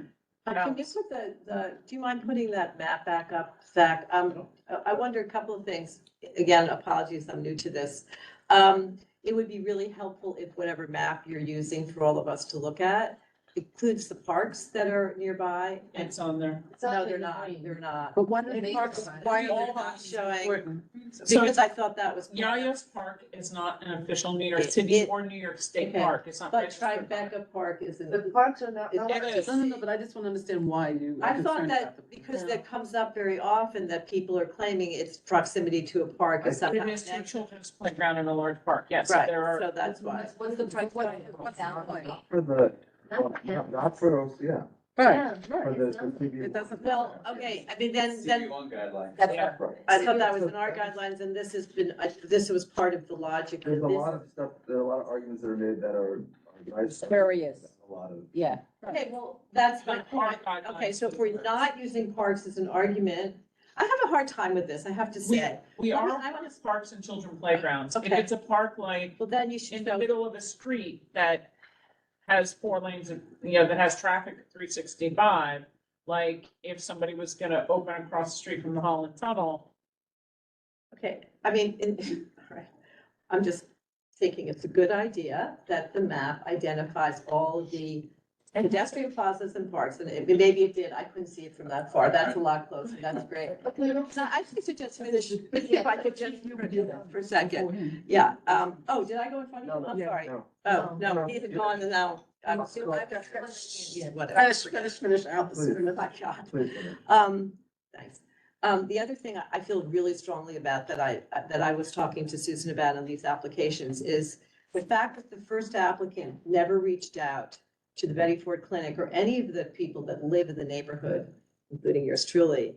And then that gets a pass from our community board without any requirement that they do come back with that information versus this crowd that comes in with 660 people and 386 did, is required. Oh, they are. Yes. So that is required. I told them. Oh, I thought that they were getting a pass. No, gets a pass. Okay. Nobody gets. Sorry, that makes me I mean, feel. that is- Because just have the same the other thing things. is, it is critical that that map goes up because I think, we have now 2 of these on Canal Street within 2 blocks of each other. And I think people, when we're looking at these things and identifying it, we should be looking at the map because I think that, That's why people were not aware. And lastly, even though the school and the building across Canal Street on the north side isn't built yet, the lot is there, it's being developed. And I do think that it should be identified in our resolution. If we're bothering to write the cannabis management, what's going on in the neighborhood. That's cool. But I mean, you can identify it as a whereas clause in a resolution to say But I don't that think something it's- else. I'm trying. Let me get this, I don't think it's relevant. And you know what, this is New York, and the reality is that anyone who grows up in New York grows up with certain things that happen in New York, and so now cannabis is in New York, and kids are gonna have to get used to it. That's right. So then all of this is specious in some way, this last group that's very upset. I understand. Because like, There are other- we might have approved it. Right. We can't be That's- just. You have So I don't know, if we're gonna be consistent as to what We are exactly. consistent. And Okay. that's my next question, though. Yeah, It's an okay. sort of existential. Can I answer Alice for one Sure. question? Here's really a question. I'm gonna comment that to explain for you, to catch you up. There are 2 on Canal that are close, within 1,000 feet. They're That's correct. 896 feet. Only one of those would get a license. Yes. OCM will not license both. We don't know which. Oh, you mean the one on Liz Bernard and the Yeah, other yeah, one they would can't both both. happen? No. No. Only one. Oh, so now we have Gotta be 3 of 1,000. the potential ones. We have the one on Liz Bernard and the 2 at Budberry. Yes, but only one of them is And going only to one get of it. those 3? Well, yeah, whoever gets the lottery gets heard first.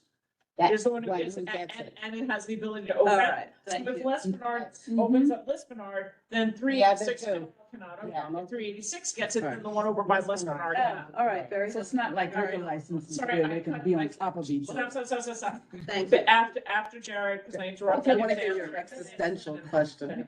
No, it is an existential question, which is, you look at that last application, right? And you look at our role in this process. And I guess my question ends up being, if we are essentially to be an extension of the community, as I see it, and represent the interests and needs of the community, regardless of whether or not it violates any of the elements of the analysis that the OCM may make or the law may make, how do we as a community board, not about this one, but about a similarly situated one, how do we possibly not do it? Not doing it? Not. That's exactly the Wait, I question. didn't hear it. No, but wait, I didn't hear the last thing. How can we possibly not deny it in light of the fact that the community comes out in force? Because I don't feel as though some of it's NIMBYism, some of it is, I just don't want to hear. It's like the guy saying, oh, well, my kid's gonna go up and, okay, he may have a valid point. That I might actually consider because it could be a health hazard. I know, he lives with all the traffic by the tunnel. So, I mean, part of me as an old person from this community, it's like, you knew you were moving down here. They didn't know the cannabis stuff was happening, but you knew you were moving down here and you knew that some, that living in New York, you have to live with certain things. Betty, I hear you on this end. There's a, Hey, sorry. Are you done with your existential conversation? That's exactly. Conversation. Well, it's so, I'm saying, yes, there are, yes, there are certainly elements of living in a major metropolitan area that are not, always so rosy. idea. But it's a pendulum, and I think the community does have a right to say too far. No. Betty has the last word and then we move on to committee reports and I have two other. We don't have any more. That's it. No, we're Okay. Oh, Application hold three. on. Okay. It would be helpful as approvals come through, if any approvals for licenses come into our district or around our district. If 1,000-foot radius was put up there, so we knew all the sites that were just plain ruled out. So that future applicants know they're not even ruled. That's a great idea. Yep. I love Yeah. that. And I will also say I don't trust OCM to take them off the map. I think that we need to leave them all on the map. I think we change it so we know what's been licensed and we can put a gray circle. Yeah. And when OCM says, oh, look, 386, let's say yes here, and they approve Lisbonard, then we have a point to go back and say, no. You got 1,000-foot, because they have gone as far as to push the investigative process back to the community board and said at a community board meeting, well, you should know your streets if there's a library or a school. Because the LAMP,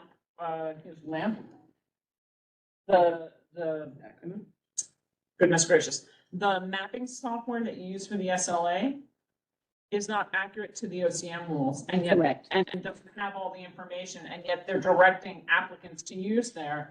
And then we got a request today from an applicant telling me, can you tell me how many, where the approved locations are that you've done so far? No, because that's not, no. Like, hire yourself somebody to do it. I'm not here to, We're not sure.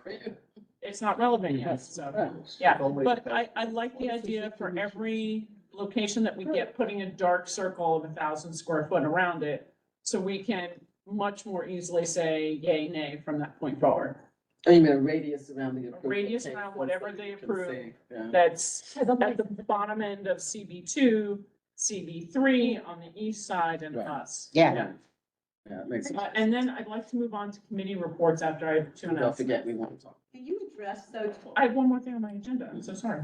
Can can I you address? address Jared's point? Because I think it's a very important one, and it was exactly what I was whispering over here to Susan while it's going on. It's just because 600 people gathered force in this one fancy building over there on Greenwich. Well, nobody in the Canal Street area might have been aware of what's going on and don't show up or can't show up. That is not a reason to necessarily, throw your weight one way or the other. You have to be really careful with that. So that's why I'm asking, what are really the criteria you're using? And that was, So, And ditto. we yeah, have guidelines. I wanted to I just want to make sure we're. We have We have guidelines, and unfortunately, it's kind of like liquor licenses. I hate to say it. Yeah. People post notices, and if they care, then you start getting emails and you start getting comments. Sometimes you get them after the committee meeting, before full board. And that's one of the reasons why I like having executive closer to full board, because a lot of times you get comments.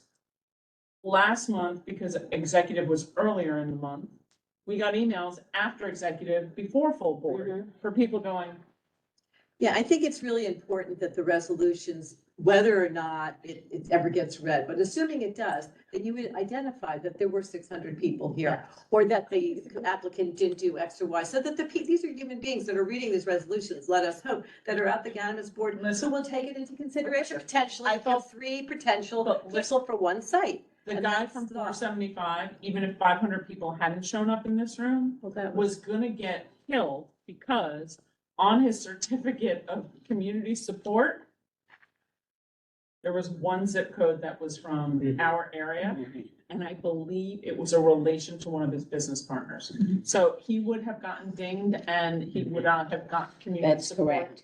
anyway, which would have been exactly the same as the others. Justine, new? New, sort of. I think echo what Alice was saying, if I understood her correctly, in response to the existential position, to say that just because 600, 700 people show up here, there are a lot more people in the neighborhood who don't show up. And while it's important to note who did take the time and effort and energy to come here, you can't assume that they're speaking for everybody. That's why we told Ted, who has been here before, Yeah, and who knows better, don't give me that of an answer because you were here last month, you know.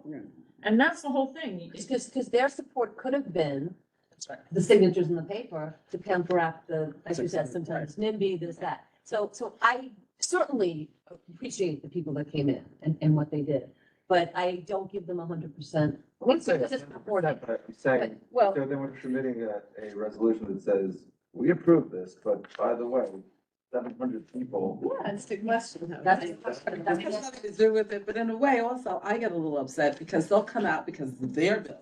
Yeah. They don't come out and support anything else in the community. It's very, like, they are cohesive. They will come out. Anybody from North Tribeca who does, they will do it. Like. Yeah, but they don't. Right, sure, you know that, right? That's All of Well, them. it's their They will community. come out And they will cohere, and they will oppose things. Yeah. They'll come out as a group, But they won't, well, depends, they might. but they won't come out rather than, no, they'll come out if there's a bar in Then their. I go Alright, guys, first after Let's you. go back to the agenda. Wait, It's can I just ask you a 7:40. question though, really quickly? It's kind of related, but what's happening with the illegal shops? Aren't they going to shut down? Because this whole exercise is meaningless otherwise. So Francis has really great information on stuff like that. Here's the problem. The Borough Board this morning, it was discussed, and let Francis give her update about 52 Bolton. It was discussed that there is no bandwidth and not enough funding for either the state sheriff or the city sheriff to do more than 52 inspection day rates. It takes a week to go through the process. It is a mess. It's a mess, but they're granting new licenses now and they're not Yes. cleaning up their. Yes. Correct. Yes. I think that will be a market correction. They think that market correction will come from the legal ones. The problem that we're seeing from, according to what the other community boards told us this morning, was that the legal ones are not prospering in the way that they anticipated because the illegal ones are taking business away from the legal ones. And they've already been there. So that's, that's part of the parcel. So what we're telling, Gail Brewer was at the meeting this morning and she said that it is nigh impossible to go from report to padlock on the illegals. But she is working on a memo that she will share with all the community boards and the public on how to get that done. Because, She's fantastic. Yeah. yeah, she rocks. So, and we just need to get there. What I've been telling people to do, because OCM is a closed loop and you have no idea, is what Francis did last week. It was amazing. So I'm gonna give Francis. He did. We always, yes. Here's I mean, you go in your house and then you come out the next morning and it's a shop on the corner. Peaches. I And walked then back, they didn't. closed in the morning, and I walked back in my daughter's house, Exactly. and they had the balloons on. And they still had the sign from Peaches. The restaurant. Peaches, like, you think the restaurant is there. And Everybody's then you thinking the look in and restaurant then you is. see the They signs, we had all these did. signs, yeah, come in, buy X amount of stuff and you're gonna get, whatever. Open 24 hours, buy one, get one free cannabis. Yes, and I walked in and I said, oh, what are you selling here? And, I had my phone in my hand and I said, what are you selling here? What is this? And he says, oh, well, we got all kinds of stuff. And I said, oh, good, can I take a picture? I don't know what to tell my boyfriend. I don't know how to explain it. So, oh, you can't take pictures here, but I got pictures. And I was able to send it to the office. You And then after that. You take the pictures, you file it with OCM, you email illegal tobacco and vape to 311, because they don't take anything other than that. And then you email the 311 number with all the photos and the. But nothing's getting done. Security board, and we've been forwarding them to the sheriff. And They, so then one day I walk by and I see a police car and they're in there, people with badges. They're in there, doing whatever, and it's, okay, so it was closed one day. Next day, it was open. Yeah. They confiscated the cannabis. But I haven't gone in, so I don't know what they do. The setup is all the same. I didn't see any signs because there's another store on William Street. Yep. That they put a big sign up there that lets you know this is not happening. The marshals have closed it. That's right. They didn't put anything up. Well, it was 84 William. Maybe they got paid off. Yeah. Yeah, I think it removed it. No. I saw the shirt. So here's, No. Elizabeth, here's the answer. You file it with OCM, you file it for tobacco and vape in 311, send the 311 complaint, all the pictures to the community board, we send it to the New York City and New York State Sheriff. So it's a 3-point reporting A lot of work. system. Yeah. And unfortunately, I ran the system to figure out, because we have a new convenience store that opened in Battery Park City with plenty of neon lights and all this other stuff selling vaping products, which is illegal. I reported them, they were inspected, they were fined and confiscated and still open. And 3 days later, all the vaping products are back. And now they have a nice sign outside the arcade there that the kids are running by going, ooh, look how pretty. So again, I'm gonna go file another 311 complaint, because unfortunately, we are at a point that unless the public is a nuisance to 311 and OCM, we are not the hot spot. There's only so much that the police and OCM have for bandwidth. We're asking for more in the budgets, but until then, you've got to be the hottest spot to get the most conversation. Well, what about the landlords? Because that's That's what I'm Peaches, Peaches was closed for, but remember, So that's something that was in that thing. the landlords want to rent their spots. I'm sure. So they do it. We're not having any kumbaya with the landlords. Exactly. There's new legislation coming out that's gonna allegedly hold them accountable.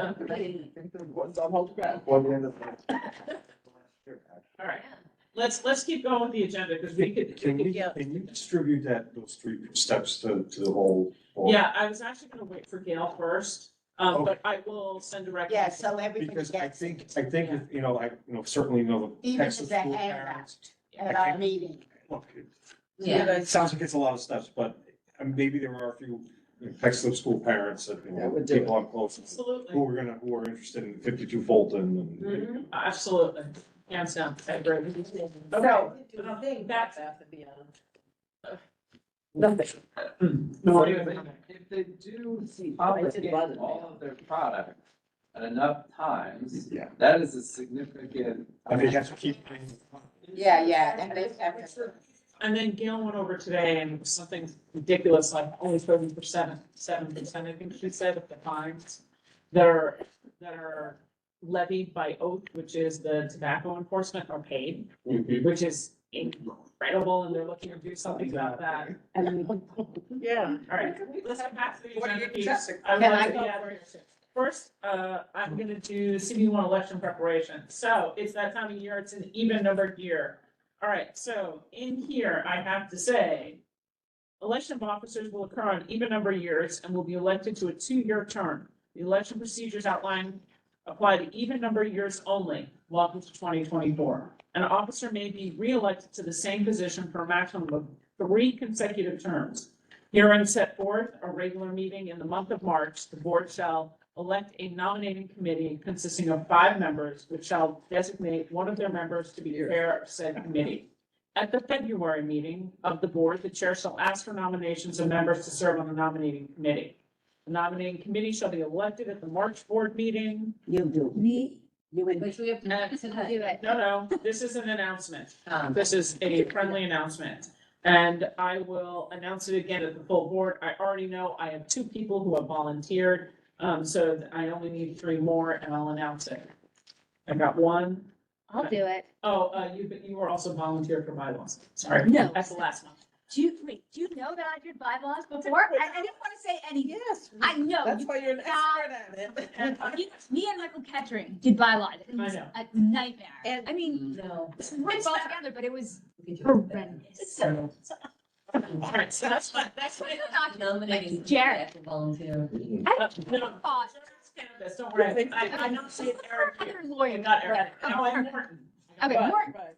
Okay. So, okay, let me keep going. I'm gonna go committee reports on my side. Zach and I heard back from the state of the budget. We will send out the agency responses to everybody. We're not gonna do a resolution on it. We're just gonna ask for comments back and do a letter from the chair because we just don't wanna go through the entire thing again. We will share it with all the board members and then do a letter from the chair. If you did not know, Senator Kavanaugh was doing another public hearing on congestion pricing tonight. Yeah, tonight. There's another one, February 29th at 6, March 1st at 10, March 4th at 10, and 6 p.m. And you can submit public feedback to the MTA Control Board. He's doing another show? The MTA are doing virtual and. The MTA is. And February 29th, March 1st, March 4th, they're doing March 4th. That's the MTA. Yeah. Senator Kavanaugh was doing two. He did, this is the He's- second. His was, Yeah, no. So you're putting that in the newsletter? yeah, we will. Yeah, so I've gotten lots of feedback from, the borough board this morning. There's a lot of concern about congestion pricing in many ways that you don't anticipate necessarily down here. But CB 11 and 12 have already seen negative impacts from congestion pricing in the planning because they're at the top of the island, and what happens is people park up there on the streets and garages and are taking transit. So they are seeing a marked increase, and they saw it during COVID as well, a marked increase in their streets. So they're pretty unhappy about it. We got a new hockey rink up on 96th Street. I thought that was fun news to share from outdoor dining and the closing of Mount Sinai with CB2's issues. CB4 is looking at the Port Authority and EIS and Pier 76 to do a statement of principles for the redevelopment for Pier 76. CB3 has lots of cannabis issues and they are struggling because they are the migrant distribution location, so they've got a lot of challenges there.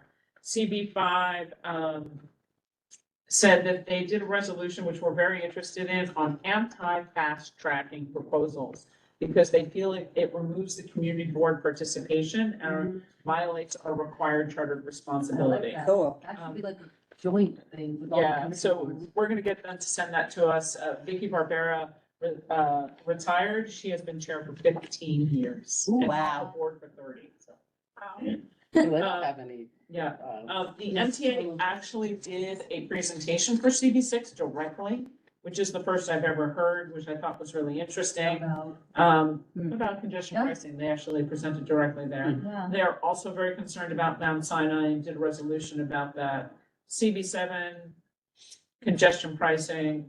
Interestingly, they just got awarded a shelter, a women's shelter. Interesting. That was Interesting, huh? Which is that? So, Very interesting. so What's that? I thought that was really interesting. Because of considering- our shelter I like that this. we're complaining I about. made a comment, I said, that's really interesting to know, considering we were told that they only need men's shelters when we asked for something else. They actually got DHS to come with the operator after the 30-day notice within 60 days. So we're almost 6 months from the point of notification to getting that to come. That's Gail's, you know. That's Gail's world. Okay, another one. As you said, she was. Yeah, we're- Nobody's gonna play. Exactly. So CB8, the chair retired, they have a new chair there. They were doing anti-nuisance laws, review for cannabis, because they think it violates a lot of those. And they're looking at changing their manufacturing zones. They are doing a study to change what they have for manufacturing zones to residential to potentially improve the amount of affordable housing and programming that they're looking at. So I thought that was really. That's the Upper East Side. Yeah. I don't see how that's. Yeah. Where's their Because manufacturing? it's all, the owners are just gonna charge Yeah. astronomical. Where's their manufacturing up there? They have no I idea. think in the old days. In the old days, I don't think it was changed and it was on the Manufacturing east all side. City of Side. It was Yeah. manufacturing. From Hold on, 59 to 96. Yep. There is. Roosevelt Island has all new people at their REOC and they're having some struggles getting connected with the community board. What's a real? Basically, Battery Park City Authority of Roosevelt. Roosevelt It's Island. the same kind of thing. That's, they're who got the nice new hockey rink. They sponsored a craft fair, Oh, yeah. which I thought was great, at the school. Work like this. A lot of work, but, I missed CB9 because I was trying to figure out how to use the copy machine, don't ask. CB10, Marquis was here, we were laughing quite a lot, had a good time. There's a lot of conversations about housing, they have privately owned, NYCHA housing and affordable housing that's having some safety and security issues. The congestion pricing in Harlem at CB10 is horrible for how it affects Harlem.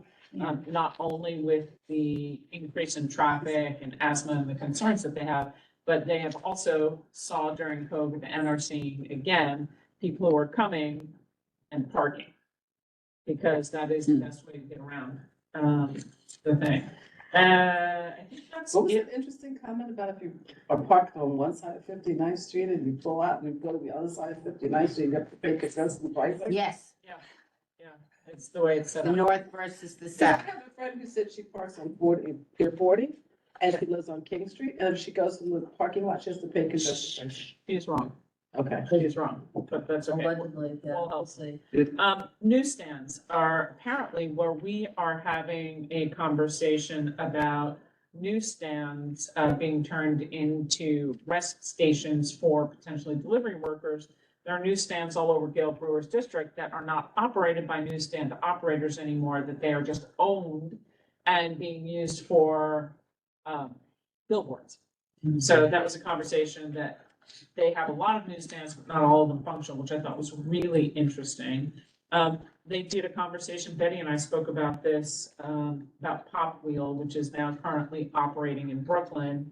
I told you when I spoke to Bev, who's the chair over there at CB. What's Pop Wheel? Pop Wheel is a company that charges, it's like a vending machine of delivery worker batteries. So you sign up for the system, long-term, they say it's less expensive and it's safer because if your battery runs out of juice and you need a new one, you go to the vending machine, you either charge or you swap in and swap out. It's like if you have propane gas. Yeah, exactly. And so it's a good system. They're road testing it in Brooklyn. Gail said it's been super successful. She's hoping to get some over in CB8. I think that that's a significantly better opportunity. Where do you locate them though? Where do you put those vending machines? Like what kind of building, like? That's a great question that we'll have to consider. But I mention it specifically because over by CB7, they attempted to do a delivery worker kiosk in one of the abandoned newsstands. Unfortunately, the location that they chose was also at an exit to a subway. So, I mean, it was just no way to get everything done. We have a potential location in CB1 that they're looking to do the same type of thing, which was supposed to go to Landmarks this month, but because there was a lot of information that was not available from them, they're gonna come next month. There'll be a lot more discussion. If it goes to Landmarks, it will be waterfront parks, cultural and transportation, all at Landmarks. So I'm not sure what date they're coming, whether they have to have a landmarks vote because it's an application of a landmark structure that they're removing in a historic district. But the impact and the discussion is so much larger than that. It is insane. It is about public use. It is about public space. It's about parkland alienation, public use, bike lanes, placard parking, protests, and security. So stay tuned for that for next month. And I think that's it from my chair stuff that I have. Did the governor's parking permit proposal come up? It did not. There were a lot of conversations about community boards who would have rather have done residential parking permits and told all the bridges versus congestion pricing. There's not a lot of love right now for the dialogue. And there's a problem because in the upper CBs, the city-owned properties of parking garages, which could be affordable housing, the city is refusing to turn them into housing and wants to retain the parking garages, which seems very antithetical to everything else. That you wanna. Can't they do both? They supposedly. wanna do So that was the sum topic from Borough Board this morning. Okay. For board meeting this month, who has the most controversial to go last? To go last or first? Well, Oh, last. You go first. Go Yeah, I was first. gonna say. Yeah, because I am pissed. I am very- But I have a couple of things before that that are an issue as well. Yo, you can hold. Anyway, just so you know, we got a, update on, why do I always? Thank you, Francis. They're going to open up a coffee shop. I have all the rules and the regulations that they're supposed to follow. But they're then, and in April, they're gonna do their first live performance. And we met Mr. Green, he gave us his number, blah, blah, blah, blah, blah, and we're gonna see what happens. Okay, that's a big deal for everybody around there and for cars and everything else, because we got problems, all right? That's number one. Number two, we have, I'm not gonna be at the meeting, Francis will, but we have 206 West, West Street, AKA 200 Chambers Street. And we had, Phil, from Maxis. Is that still Palm Space? Well, the No, parks- well, it was. But it's not. Because we had them, we had that. No, it's always, June. so Right, that's and so the now- whole new space. Yeah. This is a whole new space. Interesting, the way it flipped. The way they flipped it very fast. So they now have a Argentinian steakhouse with a little tango. 30 minutes. 30-minute tango. We're okay with that? Yes. Well, no, wait, we're not done. So he's from Max's office. Come on, book He was him. well trained. He's well trained. So no petitions. He said everybody agreed, nothing, blah, blah, blah, blah, blah. But he didn't have anything in writing, so he promised to bring He promised to bring us a letter a signed. letter from the condo board. Signed because they were saying, so yeah, hostile the last this time. time that they are approving. It's like we're all sitting there, it's like, And they really? It's the have same an outdoor, and they have an outdoor space. Right. For Weston Chambers. Right There's there, a the little- corner. do? It's just a space now, it's Right just Chambers. right on the corner there, that's all, it's just a space. Yeah. The way the building, they're gonna use it, For they're gonna outside, turn it a into little an cafe. outdoor Cafe. space. I don't think those people heard about this. Well, I don't know, but. Well, we'll you see, know, because the he question promised he to kept them. asking us is what happens if I get don't the letter? give you the Yeah. letter? I said, if you don't give us the letter, we're not gonna approve it. Right. And we, remember, with all the stipulations and a letter that we have to send to the SLA, because the SLA could go right over our heads, but we will do all of that. But that's what we told him. And he had to give us something else. Do you remember? There were two things he had to give us, the letter and there was something else. So Nesh may know. I didn't write it down. All right. Then the other, just quickly, so you know, before I get to the last one, which is a big issue, is Assembly Bill, blah, blah, blah, blah, blah, which nobody can make Right. use of. It is all about the use of space. What's it really about? Let me, see. I wanna, Spaces that have not formally been thank you. restaurants and bars. It- That they want a quick approval liquor license. Correct. So like if they haven't formally, so what it is that it in essence means is that if these spaces normally house like hardware stores and grocery stores and, you know, community amenities. And so when those amenities move out, instead of getting another type of amenity like that, they want these spaces to be eligible to become bars and restaurants. which And we it don't- is sponsored by Ramos from the east side and Harvey Epstein, that I cannot even believe he is doing this from the assembly. It's such horseshit, pardon my language. And remember, if you're opening a bar or restaurant, the license is not any different for an event space. So you're talking about getting rid of a grocery store and turning it into a nightclub with automatic hours. Right.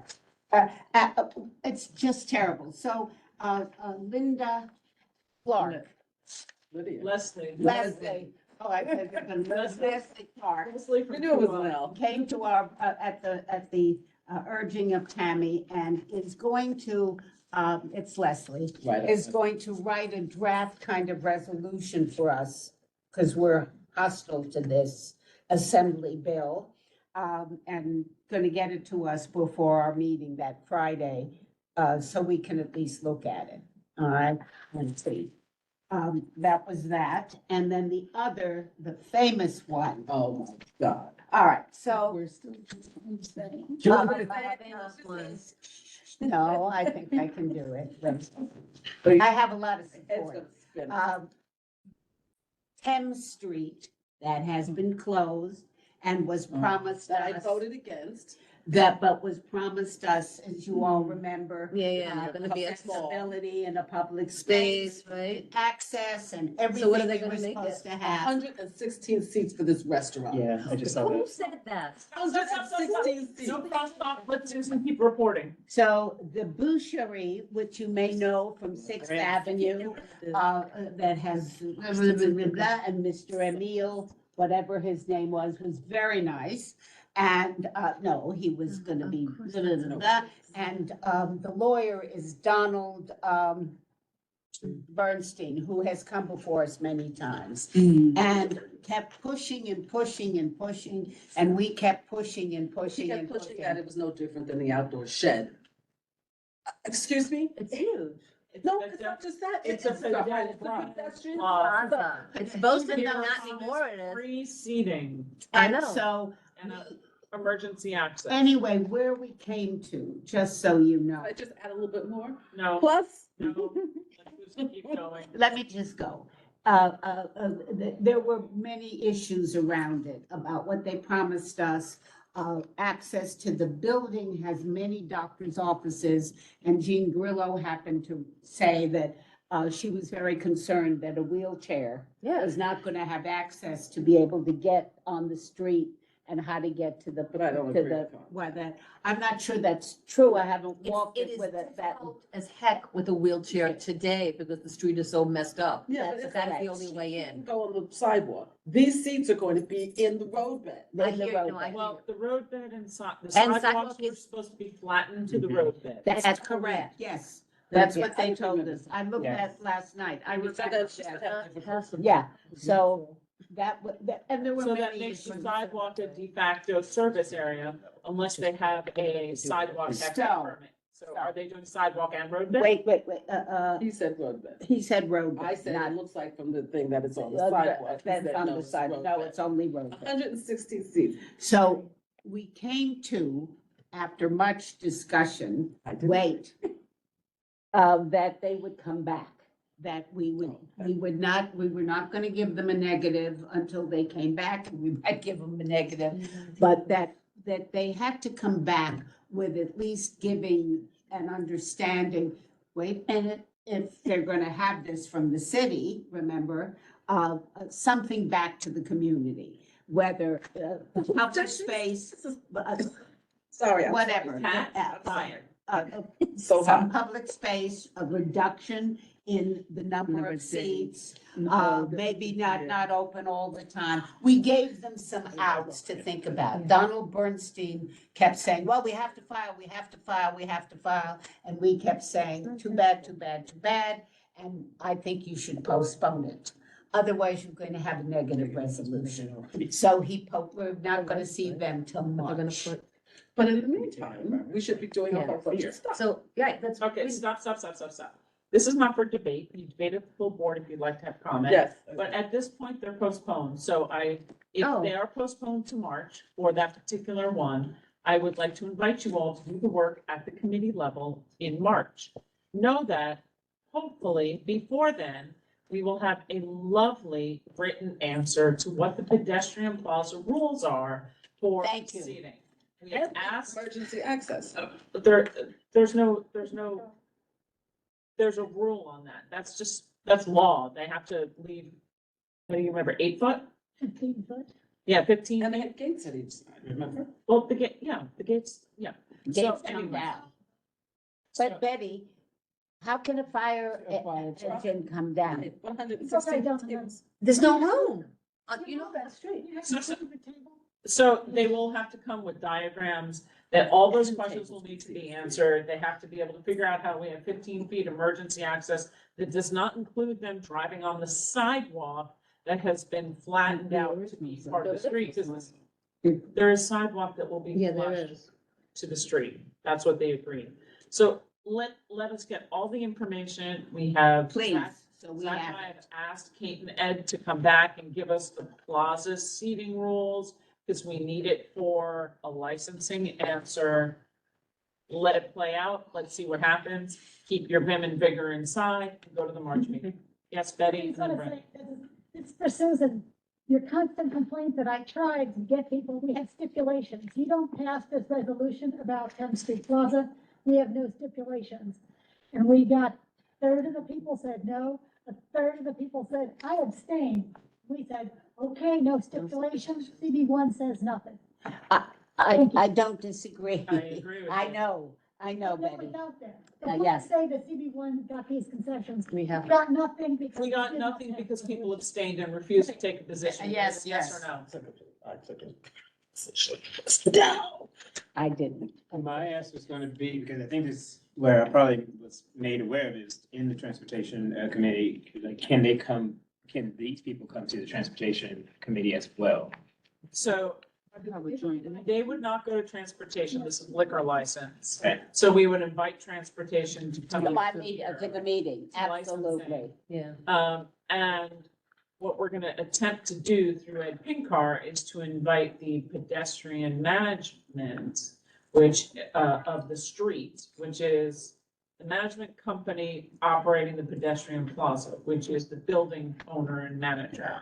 That they should come to licensing as well, because the applicant cannot answer the questions that everyone else is answering, and they need to. And what about the black cars? There won't be. They won't, they can't be, there are no cars at all on that There street. are no cars. Street, Traffic plan. See, the restaurant is. They had a traffic, they had, stop it, they had a traffic plan and they were going to expand on it. We asked them to, they have provided some kind of a traffic plan. But anyway, that notwithstanding, it's mainly the 10th Street, the real issue about that. Correct.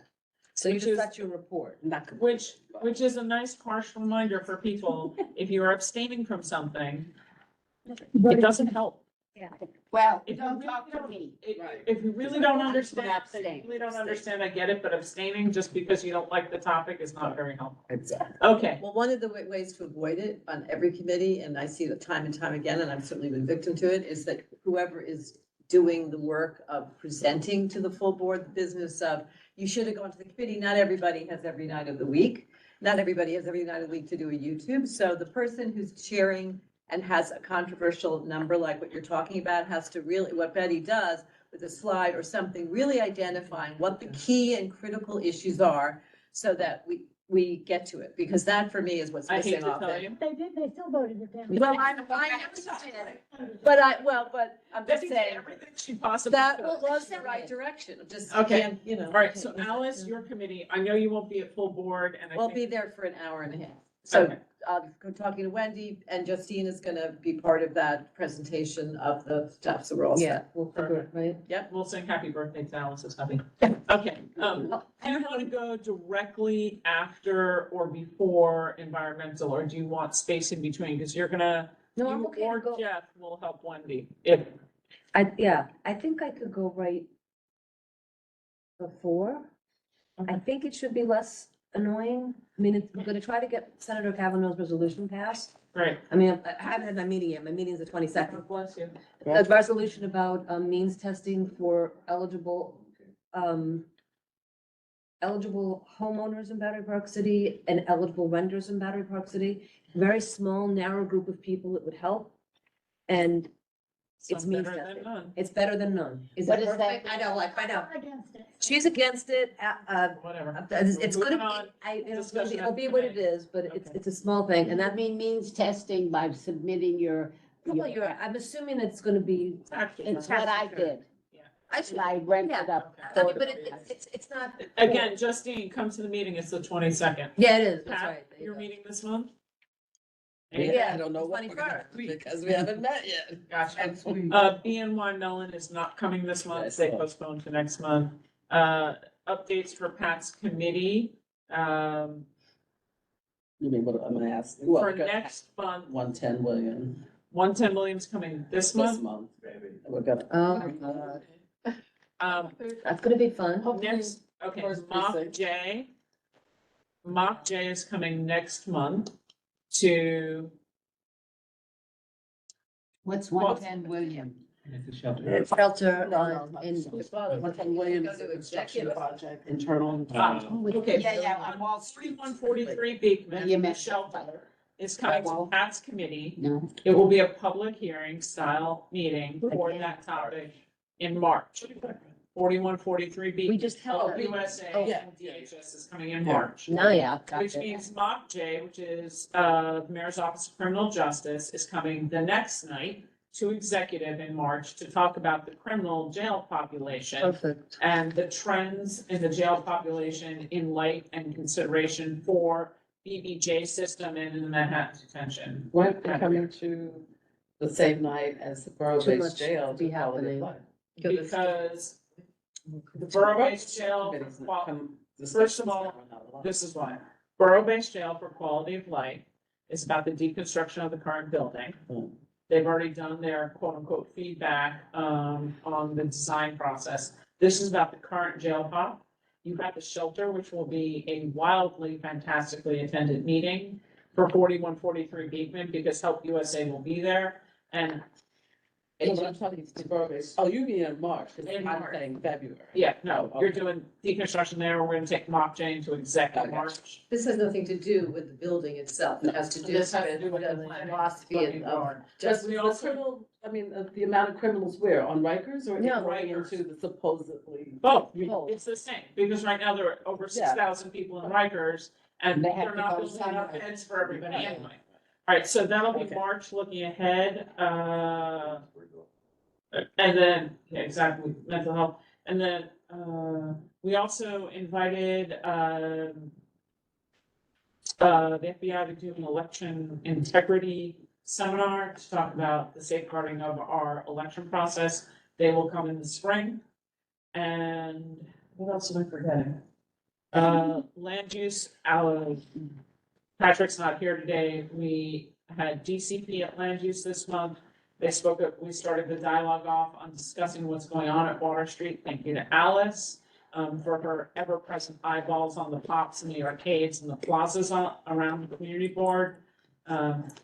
We are starting a process that should probably be February, March, and April, taking a look at what we've learned since 2016, things that maybe could be improved.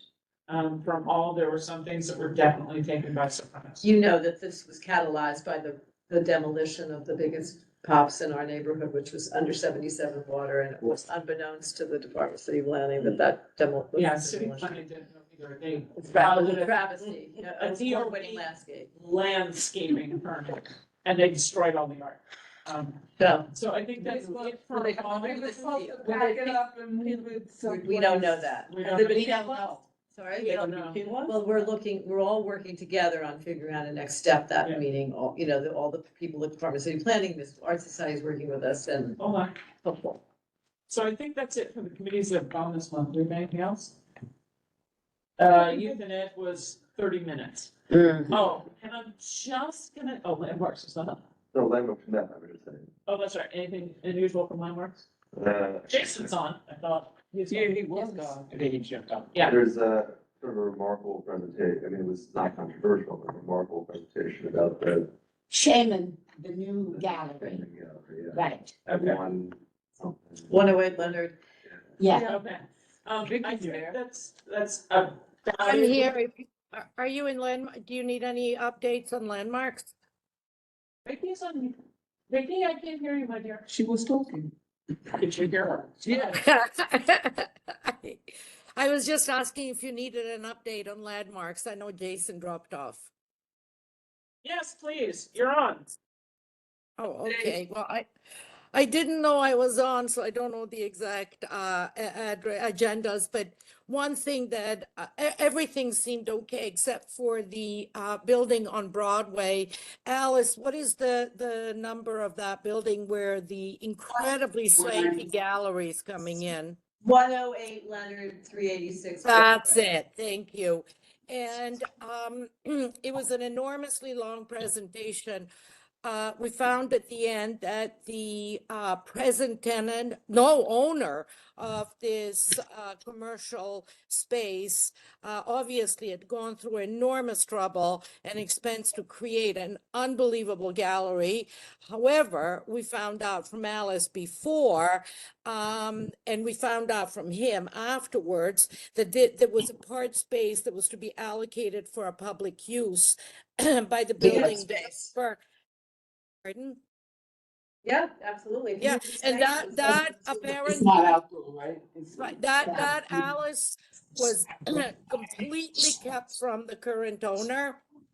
And he had not heard about it at all. He knows there's some space that might be allocated to the basement, but he was completely unaware. And Jason and I had left it that we would review it with you guys tonight and then at the monthly meeting. But because I wasn't here for when you made this concession earlier, I didn't have the full background. So that's where we left it off, if you guys have some input.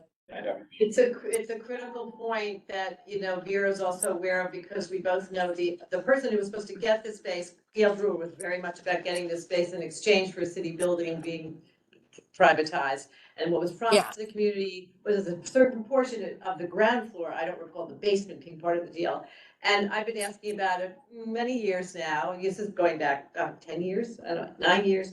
And now we see what's happened. So I think the only person to, maybe the easiest thing for Zach and Tammy is to follow up with Gail, frankly, Gail Brewer, but it was promised to DCTV, as you know, and I think we should definitely follow up fast, because even if it's a lovely gallery, that still doesn't really offer the space that was promised to the community and what happened to it.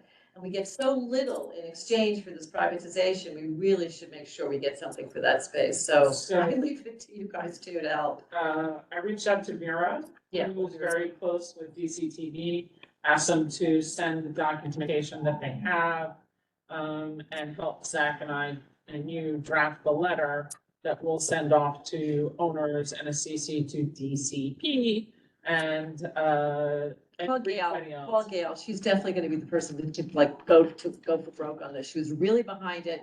You've got, We'll get Gail, but we gotta get everybody in the agencies as well, because we just gotta get everybody to back it up, and I don't wanna hear, oh, that was a maybe or an MOU. So there are two different pieces, because we couldn't, as landmarks. Right. Am I correct? We couldn't really deal, I mean, we acknowledged the whole issue of this, Good. but we approved what their plans for the space. And I want, But I do think that be a note in there, because Absolutely. LPC does have a purview for public benefit. we'll public just talk to good. Jason Sack to make sure it's in there, in our Vicky, resolution. can you talk to Jason to make sure that it gets in the resolution? Yes, we said. that we Yes, put it of in. course.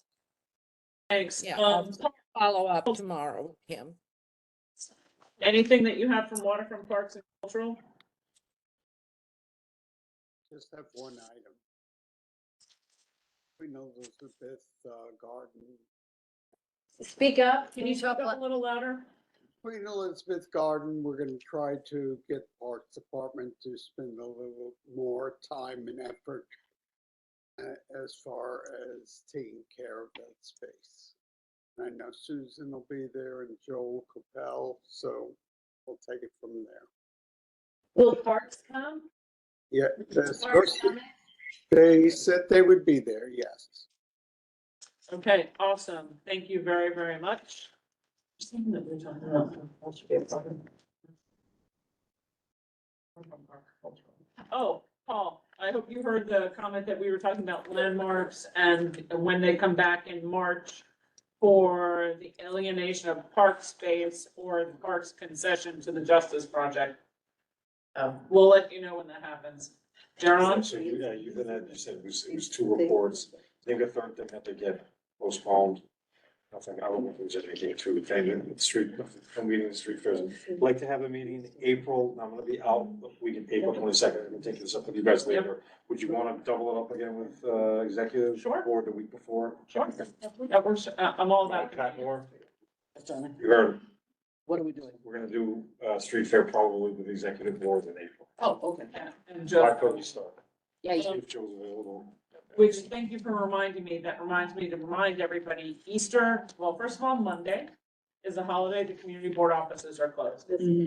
If you need something, please don't be asking the office at 4 o'clock on Friday and then calling me on Monday going, I can't believe they didn't get back to me. They're off on Monday. So be considerate on that. Secondly, Easter and Passover are separated in March and April. So that means that there'll be a lot more holidays that are a little bit funky. And in terms of where the meetings are in April, because we had to move the third week of April meetings. So take a look at those. And then we should be back on our regular schedule. Does anybody have anything else? I think that transportation has two resolutions, but neither should be particularly contentious. Do you mind going last? That's fine with me. One of them is 5 Borough Bike Race, and there were no complaints, and they made no changes from last year. Other than that one little change about where the bike rentals are, but PD1 agrees with the location. And the other is, the fifth graders, a PS 150F crosswalk, but it's a non-specific. Yeah. DOT looking. Yeah, looking to make one. They were, Not becoming very contentious. they were super cute. They were great. All right, does anybody have anything else or can we call the meeting to a close? So I just want to say thank you for doing such a great job on the noise complaints at I can't think of the name of the Oh, thing. about the BB jail. and Yeah, the stuff. Barbara's break, yeah, that was great. Apparently that work, I guess they must be working at night never heard what happened. because he says it's quiet. My brother complained, you Okay, guys so run it. the community board got an email from Edward Kucha because they're doing extraordinarily noisy work. And it got to a point that you couldn't, if you're, depending on where you were, depending on where they're working, it was untenable to be able to run a business. So we had one lovely constituent, Ed Kucha, who's quite loud about his feelings. Not at all related to his sister. No, Yeah, not at all, not at all. And my concern was, especially in that building, is that What about the the other tenants? tenants Yes. are not as vociferous. as Where is Ed. he? What is He's it? in Chungpap. Chung Pat, that's the name of it. So what we, So it's right next Right to, by the like, building. Sherwood. I know, and since they did not do sound attenuation for the entire building as a blanket whole, what they agreed to do is as the construction moves, they have reached out to the businesses on the other side of the wall in Chungpap, found out the operating hours, and they are being flexible on when they work to be outside of the working and operating hours of the necessary business that they're affecting, which is really good because we had heard from Dr. Andrea Jew and many others who are in that area, that there are times that if you're a doctor, you can't hear your patient. Yeah. And that's not tenable, that's not really, healthy. that's not Yeah. healthy. So they said that they are going floor by floor, sound baffling as they go. Yep. And that is the best possible opportunity. And his feedback, because I was preaching, and he says it's quiet. So it really, I mean, so they're not working. So thank you. Okay. Good. All right, anybody else? Anything else? Anybody online? We have to talk food. Thank you. Meeting, do I have a motion to adjourn? Second, so moved. Second. Thanks, Yeah. everybody. A lot of hard work. Great job tonight. Meeting adjourned.